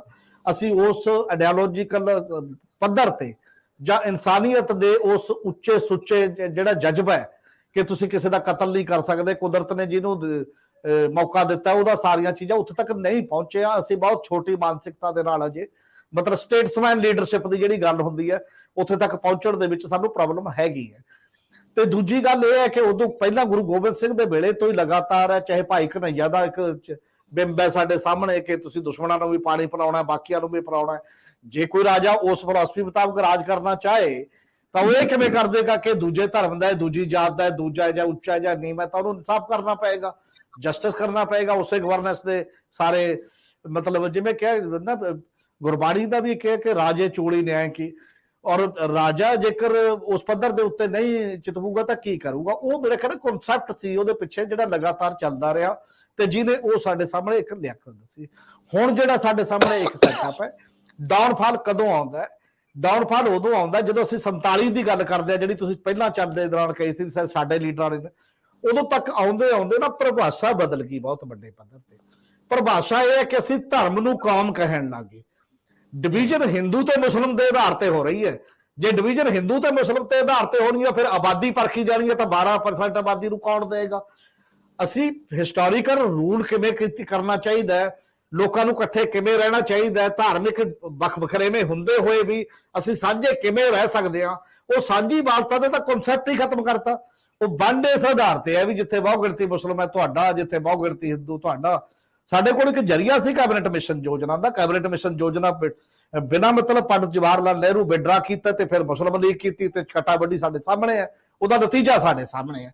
ਪਰ ਮੈਨੂੰ ਨਹੀਂ ਲੱਗਦਾ ਕਿ ਸਿੱਖ ਲੀਡਰਸ਼ਿਪ ਦਾ ਕੋਈ ਐਡੀ ਵੱਡੀ ਕਮੀ, ਜਿਹੜੇ ਲੋਕ ਐ ਕੱਢਦੇ ਨੇ ਜਦੋਂ ਡਿਵੀਜ਼ਨ ਹੀ ਕਿਸੇ ਹੋਰ ਬੇਸ ਹੀ ਉਹਦਾ ਹੋਰ ਹੋ ਗਿਆ ਤਾਂ ਉਹ ਸਿਰ ਗਿਣ ਕੇ ਬੇਸ ਤੇ ਅਮਲ ਹੋਏਗਾ ਤਾਂ ਕੀ ਕਰ ਸਕਦੇ ਸੀ? ਉੱਤੇ ਕਿਤੇ ਵੀ ਨਾ ਜਾਂਦੇ, ਮੰਨ ਲਓ ਉਹਨਾਂ ਨੂੰ ਪੁੱਛਣਾ ਕੀ ਨਹੀਂ ਸੀ ਫਿਰ ਉਸ ਲੈਵਲ ਤੇ ਉਸ ਸਾਰੇ ਸੈਟਅਪ ਦੇ ਵਿੱਚ। ਜਦੋਂ ਬੰਦਾ ਉਸ ਹਾਲਾਤ ਚ ਹੁੰਦਾ ਉਦੋਂ ਕੀ ਫੈਸਲਾ ਕਰਦਾ ਉਦੋਂ ਜ਼ਿਆਦਾ ਇੰਪੋਰਟੈਂਟ ਹੁੰਦਾ। ਜਦੋਂ 50 ਸਾਲ ਬਾਅਦ ਅਸੀਂ ਦੇਖਦੇ ਐ ਕਰ ਲੈਂਦੇ ਉਹ ਹੋਰ ਤਰ੍ਹਾਂ ਦੀ ਗੱਲ ਹੋਣੀ ਸੀ। ਪਰ ਕੁਐਸਚਨ ਉਦੋਂ ਬਾਅਦ ਦਾ ਵੀ ਹੈ ਲਗਾਤਾਰ ਜਿਹੜੀ ਲੀਡਰਸ਼ਿਪ ਡੈਮੋਕ੍ਰੈਟਿਕ ਕੰਟਰੀ ਦੇ ਵਿੱਚ ਵੀ ਆਈ, ਸਾਡੇ ਸਿੱਖ ਲੀਡਰਸ਼ਿਪ ਦਾ ਹੋਵੇ ਜਾਂ ਬਾਕੀ ਦਾ, ਉਹਦਾ ਕਿਰਦਾਰ, ਉਹਦਾ ਲੋਕਾਂ ਦੇ ਪ੍ਰਤੀ ਅਪਰੋਚ, ਉਹਦੀ ਨਿਆਂ ਦੇ ਵਿੱਚ, ਜਸਟਿਸ ਦੇ ਵਿੱਚ ਯਕੀਨ, ਉਹਦਾ ਸਾਰਾ ਜਿਹੜਾ ਸੈਟਅਪ ਹੈ ਕੀ ਉਧਰ ਨੂੰ ਜਾ ਰਿਹਾ। ਮਹਾਰਾਜਾ ਰਣਜੀਤ ਸਿੰਘ ਦੇ ਰਾਜ ਵਾਲੀ, ਹਾਲਾਂਕਿ ਅੱਜ ਦੇ ਦੌਰ 'ਚ ਮਹਾਰਾਜਾ ਰਣਜੀਤ ਸਿੰਘ ਦਾ ਹੀ ਰਾਜ ਹੋਵੇ ਜ਼ਰੂਰੀ ਨਹੀਂ, ਪਰ ਉਹਦੀ ਕੰਟੀਨਿਊਟੀ ਦੇ ਵਿੱਚ ਅੱਜ ਦੇ ਨਵੇਂ ਹਾਲਾਤਾਂ ਦੇ ਮੁਤਾਬਕ ਤੁਹਾਡੀ ਦਿਸ਼ਾ ਤਾਂ ਉਹੀ ਜਿਹੀ ਹੋਵੇ ਨਾ, ਜਿਹੜੇ ਬੇਸਿਕਸ ਤਾਂ ਉਹ ਜਿਹੇ ਹੋਣ, ਤੁਹਾਡੀ ਬੁਨਿਆਦ ਤਾਂ ਤੇ ਹੋਵੇ। ਲੁੱਟ ਕੇ ਆਪਣੇ ਘਰ ਭਰਨੇ ਨੇ ਜਾਂ ਦੂਸਰਿਆਂ ਦੇ ਭਰਨੇ ਨੇ, ਆਪਣੇ ਦੋਸਤਾਂ ਦੇ 2-4 ਦੇ, ਬਾਕੀ ਦਾ ਛੱਡ ਦਿਓ ਕੰਮ। ਕੱਲੀ ਪਾਰਟੀ ਰੂਲ ਕਰੇਗੀ, ਤੁਹਾਡਾ ਵਿਅਕਤੀ ਹੋਏਗਾ, ਉਹਨੂੰ ਕੋਈ ਸਜ਼ਾ ਨਹੀਂ ਹੋਏਗੀ ਤੇ ਦੂਜਿਆਂ ਨੂੰ ਸਜ਼ਾ ਹੁੰਦੀਆਂ ਰਹਿਣਗੀਆਂ। ਕਰਨਾ ਕੀ ਹੈ? ਇਹ ਸਭ ਤੋਂ ਬੜਾ ਕੁਐਸਚਨ ਹੈ ਸਾਡੇ ਪੋਲੀਟੀਸ਼ੀਅਨ ਦੇ ਸਾਹਮਣੇ। ਔਰ ਇਸੇ ਕਰਕੇ ਬਾਰ-ਬਾਰ ਇਹ ਰੌਲਾ ਪੈਂਦਾ। ਜਿਵੇਂ ਅੱਜ ਦੀ ਸਰਕਾਰ ਦੇ ਸਾਹਮਣੇ ਆਪਾਂ ਗੱਲ ਕਰਦੇ ਹਾਂ, ਜਦੋਂ ਇਹ ਸਰਕਾਰ ਆਈ ਜਿਹਨੇ ਸ਼ਹੀਦ ਭਗਤ ਸਿੰਘ ਦੇ ਜਾ ਕੇ ਓਥ ਲਈ ਤੇ ਉਸ ਤੋਂ ਬਾਅਦ ਅੰਬੇਦਕਰ ਔਰ ਭਗਤ ਸਿੰਘ ਉਹਨਾਂ ਦਾ ਦੋਨਾਂ ਦੀਆਂ ਤਸਵੀਰਾਂ ਪਿੱਛੇ ਹੁੰਦੀਆਂ ਨੇ, ਜਦ ਵੀ ਚੀਫ ਮਿਨਿਸਟਰ ਬੋਲਦੇ ਨੇ, ਜਦ ਵੀ ਕੇਜਰੀਵਾਲ ਉਹਦੇ ਪਿੱਛੇ ਹੁੰਦੀਆਂ ਨੇ। ਬਿਲਕੁਲ ਉਹ ਦੋਨੋਂ ਵੱਡੀਆਂ ਸ਼ਖਸੀਅਤਾਂ ਨੇ। ਸ਼ਹੀਦ ਭਗਤ ਸਿੰਘ ਮੇਰਾ ਖਿਆਲ ਹੈ ਕੋਈ ਨੌਜਵਾਨ ਨਹੀਂ ਹੈ ਜਿਹੜਾ ਆਪਣੀ ਜਵਾਨੀ ਦੇ ਵਿੱਚ ਪ੍ਰੇਰਿਤ ਨਾ ਹੋਇਆ ਹੋਵੇ ਉਹਦੀ ਕੁਰਬਾਨੀ ਤੋਂ ਤੇ ਉਹਦੇ ਜਜ਼ਬੇ ਤੋਂ ਉਸੇ ਮਾਮਲੇ ਦੇ ਵਿੱਚ। ਡਾਕਟਰ ਅੰਬੇਦਕਰ ਦਾ ਪੰਜਾਬ ਦੇ ਵਿੱਚ ਬਹੁਤ ਜ਼ਿਆਦਾ ਮੇਰਾ ਖਿਆਲ ਹੈ ਦਖਲ ਨਹੀਂ ਰਿਹਾ ਬੜੇ ਲੰਬੇ ਸਮੇਂ ਤੋਂ। ਮਹਾਰਾਸ਼ਟਰ ਚ ਮੇਨ ਸੀ ਕਿਉਂਕਿ ਉਹੀ ਜਿਹੜਾ ਕਾਸਟਲੈਸ ਸੁਸਾਇਟੀ ਦਾ ਸਿੱਖ ਫਿਲਾਸਫੀ ਦੇ ਅੰਦਰ ਇੱਕ ਸਿਸਟਮ ਸੀ, ਉਹ ਆਲਰੇਡੀ ਪ੍ਰਵੇਲ ਕਰ ਰਿਹਾ ਸੀ ਕਿਸੇ ਨਾ ਕਿਸੇ ਰੂਪ ਦੇ ਵਿੱਚ ਜਾਂਦੇ ਜਾਂਦੇ, ਪਰ ਉਹ ਕੰਟਰੀ ਚ ਇੱਕ ਵੱਡੀ ਸ਼ਖਸੀਅਤ ਦੇ ਰੂਪ ਚ ਦੇਖੇ ਜਾਂਦੇ ਨੇ। ਪਰ ਜਿਹੜਾ ਪੰਜਾਬ ਦਾ ਓਵਰਆਲ ਕਲਚਰ ਹੈ ਹਿਸਟੋਰੀਕਲ ਬੈਕਗਰਾਉਂਡ ਦਾ, ਤੇ ਸਾਡੀ ਕੋਈ ਨਬਜ਼ ਤੇ ਹੱਥ ਨਹੀਂ ਉਹਦੇ ਤੇ ਕਿ ਉੱਥੋਂ ਵੀ ਕੋਈ ਹੋਵੇ। ਤੇ ਜਦੋਂ ਰੌਲਾ ਪਿਆ ਤਾਂ ਮਹਾਰਾਜਾ ਰਣਜੀਤ ਸਿੰਘ ਦੀ ਫੋਟੋ ਕਿਤੇ ਇੱਧਰ ਉੱਧਰ ਕਰਕੇ ਲਾਤੀ, ਪਿੱਛੇ ਤਾਂ ਨਹੀਂ ਹੁੰਦੀ ਹੈ ਜੇ ਦੋਨੋਂ ਹੀ ਫੋਟੋਆਂ ਹੁੰਦੀਆਂ ਨੇ। ਤਾਂ ਕਲਚਰੋਂ ਟੁੱਟੇ, ਹਿਸਟਰੀ ਤੋਂ ਊਣੇ ਤੇ ਬਾਕੀ ਦੀਆਂ ਚੀਜ਼ਾਂ ਤੋਂ ਤਾਂ ਇਹੋ ਜਿਹੇ ਫੈਸਲੇ ਆਉਂਦੇ ਨੇ ਕਿ ਆਹ ਬਣਾ ਦਿਓ ਰੂਲ ਤੇ ਐਸਜੀਪੀਸੀ ਕੀ ਕਰੇ, ਬਾਕੀ ਕੀ ਕਰੇ। ਤਾਂ ਬਲੰਡਰ ਕਦੋਂ ਆਉਂਦੇ ਨੇ? ਜਦੋਂ ਤੁਸੀਂ ਬਹੁਤ ਜ਼ਿਆਦਾ ਨਬਜ਼ ਤੇ ਹੱਥ ਨਹੀਂ ਰੱਖਦੇ, ਤੁਸੀਂ ਉਹ ਸਰੋਕਾਰਾਂ ਨਾਲ ਲੈਸ ਨਹੀਂ ਹੁੰਦੇ, ਤੁਹਾਨੂੰ ਉਹਦੀਆਂ ਇੰਪਲੀਕੇਸ਼ਨ ਪਤਾ ਨਹੀਂ ਹੁੰਦੀਆਂ, ਤੁਹਾਨੂੰ ਬਹੁਤ ਜ਼ਿਆਦਾ ਅੱਗੇ ਜਾ ਕੇ ਅਸੀਂ ਕਿਹੜੇ ਕੰਡੇ ਬੀਜ ਰਿਹਾ ਕੇਵਲ ਸੱਤਾ 'ਚ ਰਹਿਣ ਦੇ ਵਾਸਤੇ ਸੋਸਾਇਟੀ ਦੇ ਸਾਹਮਣੇ, ਉਹ ਗੱਲਾਂ ਦਾ ਅਹਿਸਾਸ ਨਹੀਂ ਹੁੰਦਾ ਉਨੀ ਦੇਰ ਲਈ। ਤੁਸੀਂ ਕੇਵਲ ਨੰਬਰ ਸਕੋਰ ਕਰਨ ਤੱਕ ਜਾਂਦੇ ਹੋ। ਇਹ ਸਾਰੀਆਂ ਚੀਜ਼ਾਂ ਉਸ ਪਾਸੇ ਵੱਲ ਮੇਰੇ ਖਿਆਲ ਨਾਲ ਧਿਆਨ ਦਿਵਾਉਂਦੀਆਂ ਨੇ। ਜੇ ਮਹਾਰਾਜਾ ਰਣਜੀਤ ਸਿੰਘ ਨੂੰ ਵੀ ਯਾਦ ਕਰਨਾ ਹੈ, ਟੋਟਲ ਅਕਾਲੀ ਦਲ ਬਾਦਲ ਸਾਹਿਬ ਵੇਲੇ ਤੱਕ ਇੱਕ ਮਹਾਰਾਜਾ ਰਣਜੀਤ ਸਿੰਘ ਦੇ ਨਾਂ ਤੇ ਐਂਟੀ ਕਰਪਸ਼ਨ ਉਹ ਵੀ ਰੱਖਿਆ ਸੀ, ਇਨਾਮ ਵੀ ਰੱਖਿਆ ਸੀ, ਪਤਾ ਨਹੀਂ ਇੱਕ ਦੋ ਨੂੰ ਮਿਲਿਆ ਖਾਨੀ ਕਿਹਨੂੰ ਮਿਲਿਆ ਨਹੀਂ ਮਿਲਿਆ। ਤੇ ਮੁੜ ਕੇ ਹੋਇਆ ਕੀ ਹੈ, ਜਿਹੜਾ ਪਰਿਵਾਰਵਾਦ ਕਿਵੇਂ ਆ ਗਿਆ, ਬਾਕੀ ਚੀਜ਼ਾਂ ਕਿਵੇਂ ਚਲੀਆਂ ਗਈਆਂ, ਉਹ ਸਾਰੀਆਂ ਕੁਝ ਉਹਨਾਂ ਗੱਲਾਂ ਦਾ ਵੀ ਧਿਆਨ ਰੱਖਣ ਦੀ ਲੋੜ ਹੈ। ਔਰ ਤਾਂ ਮੇਰਾ ਖਿਆਲ ਹੈ ਇਹਨੂੰ ਯਾਦ ਕਰਦੇ ਹਿਸਟਰੀ 'ਚ ਰਹਿਣਾ ਚਾਹੀਦਾ। ਪੋਜ਼ਿਟਿਵ ਚੀਜ਼ਾਂ ਨੂੰ, ਪੋਜ਼ਿਟਿਵ ਚੀਜ਼ਾਂ ਅੱਗੇ ਥੋੜਾ ਜਿਹਾ ਤਾਂ ਕਿਤੇ ਨਾ ਕਿਤੇ ਬੰਦੇ ਨੂੰ ਹਿਲਾਉਣਾ ਦਿੰਦੀਆਂ ਹੀ ਨੇ। ਕਿ ਹਾਂ ਸਾਨੂੰ ਵੀ ਸੋਚਣਾ ਚਾਹੀਦਾ ਇਸ ਪਾਸੇ ਵੱਲ। ਤੇ ਜੇ ਮਹਾਰਾਜਾ ਰਣਜੀਤ ਸਿੰਘ ਨੂੰ ਅੱਜ ਯਾਦ ਕਰਦੇ ਨੇ ਤਾਂ ਬਾਕੀ ਰੂਲਰ ਨੂੰ ਯਾਦ ਕਿਵੇਂ ਕੀਤਾ ਜਾਵੇ, ਇਹ ਵੀ ਤਾਂ ਸਵਾਲ ਜਦੋਂ ਕੰਪੈਰੀਜ਼ਨ ਕਰਕੇ ਦੇਖਾਂਗੇ ਆਉਣ ਵਾਲੇ ਦਿਨਾਂ ਦੇ ਵਿੱਚ ਹਿਸਟਰੀ ਕਿਹਦੇ ਨਾਲ ਕੀ ਇਨਸਾਫ ਕਰਦੀ ਹੈ ਇਹ ਦਿਖਾਈ ਦੇਗਾ। ਹੋਰ ਤਾਂ ਕੁਝ ਪਤਾ ਨਹੀਂ ਸਿੱਖਿਆ ਕਿ ਨਹੀਂ ਸਿੱਖਿਆ ਸਾਡੀ ਸਿਆਸੀ ਜਮਾਤ ਨੇ, ਪਰ ਰਾਜੇ ਪਰਿਵਾਰਵਾਦ ਨੂੰ ਕਿਵੇਂ ਅੱਗੇ ਵਧਾਉਂਦੇ ਆ, ਰਾਜੇ ਤੋਂ ਬਾਅਦ ਉਹਦਾ ਪੁੱਤ ਜਾਂ ਉਹਦੇ ਪਰਿਵਾਰ ਦੇ ਬਾਕੀ ਜੀ। ਹਾਲਾਂਕਿ ਇਹ ਵੀ ਕਈ ਤਰ੍ਹਾਂ ਦੇ ਇਤਿਹਾਸ 'ਚ ਦਰਜ ਆ ਕਿ ਉਸ ਤੋਂ ਬਾਅਦ ਰਾਜੇ ਤੋਂ ਬਾਅਦ ਕਾਮਯਾਬ ਤਰੀਨ ਰਾਜੇ ਤੋਂ ਬਾਅਦ ਅੱਗੇ ਕੌਣ ਕਾਮਯਾਬ ਪੀੜ੍ਹੀਆਂ 'ਚ ਹੋਇਆ। ਸਰਦਾਰ ਜਗਤਾਰ ਸਿੰਘ ਜੀ ਇੱਕ ਸਿੰਪਲ ਜਿਹੀ ਟਿੱਪਣੀ ਤੇ ਗੱਲ ਖਤਮ ਕਰ ਦੇਣ। ਮੈਂ ਇੱਕ ਗੱਲ ਦੱਸਣੀ ਭੁੱਲ ਗਿਆ ਕਿ ਇੰਡੀਅਨ ਸਬ ਕੰਟੀਨੈਂਟ ਤੋਂ ਤੇ ਜਦੋਂ ਜਿਹੜੇ ਅਟੈਕ ਬੰਦ ਹੁੰਦੇ ਆ ਨਾ ਦਰਾ ਖੈਬਰ ਤੋਂ, ਉਹ ਰਣਜੀਤ ਸਿੰਘ ਦੇ ਰਾਜ ਤੋਂ ਸ਼ੁਰੂ ਹੁੰਦੇ ਆ, ਬੰਦ ਹੁੰਦੇ ਆ। ਇਹ ਪਹਿਲੀ ਵਾਰ ਇਤਿਹਾਸ ਦੇ ਵਿੱਚ ਦਰਾ ਖੈਬਰ ਬੰਦ ਕੀਤਾ ਗਿਆ ਸੀ, ਇਹਨੂੰ ਪਲਗ ਕੀਤਾ ਗਿਆ ਸੀ। ਪਹਿਲਾਂ ਕਦੇ ਕਿਸੇ ਤੋਂ ਵੀ ਨਹੀਂ ਹੋਇਆ ਇਤਿਹਾਸ। ਇਹ ਇੱਕ ਬਹੁਤ ਵੱਡੀ ਆਪਣੇ ਆਪ ਦੇ ਵਿੱਚ ਇੰਪੋਰਟੈਂਟ ਵਾਲੀ ਗੱਲ ਹੈਗੀ ਹੈ। ਬੇਸਿਕ ਇਸ਼ੂ ਮਹਾਰਾਜਾ ਰਣਜੀਤ ਸਿੰਘ ਦੀ ਰਾਜ ਦਾ ਜਿਹੜਾ ਸੰਕਲਪ ਸੀਗਾ ਪ੍ਰੋ ਪੀਪਲ, ਉਹ ਸਾਰੀ ਗੱਲ ਤੋਂ ਜ਼ਿਆਦਾ ਇੰਪੋਰਟੈਂਟ ਹੈ ਤੇ ਉਹਨਾਂ ਨੇ ਲੋਕਾਂ ਦੀ ਭਲਾਈ ਦੀ ਗੱਲ ਨੂੰ ਸਾਹਮਣੇ ਰੱਖਿਆ ਸਭ ਤੋਂ।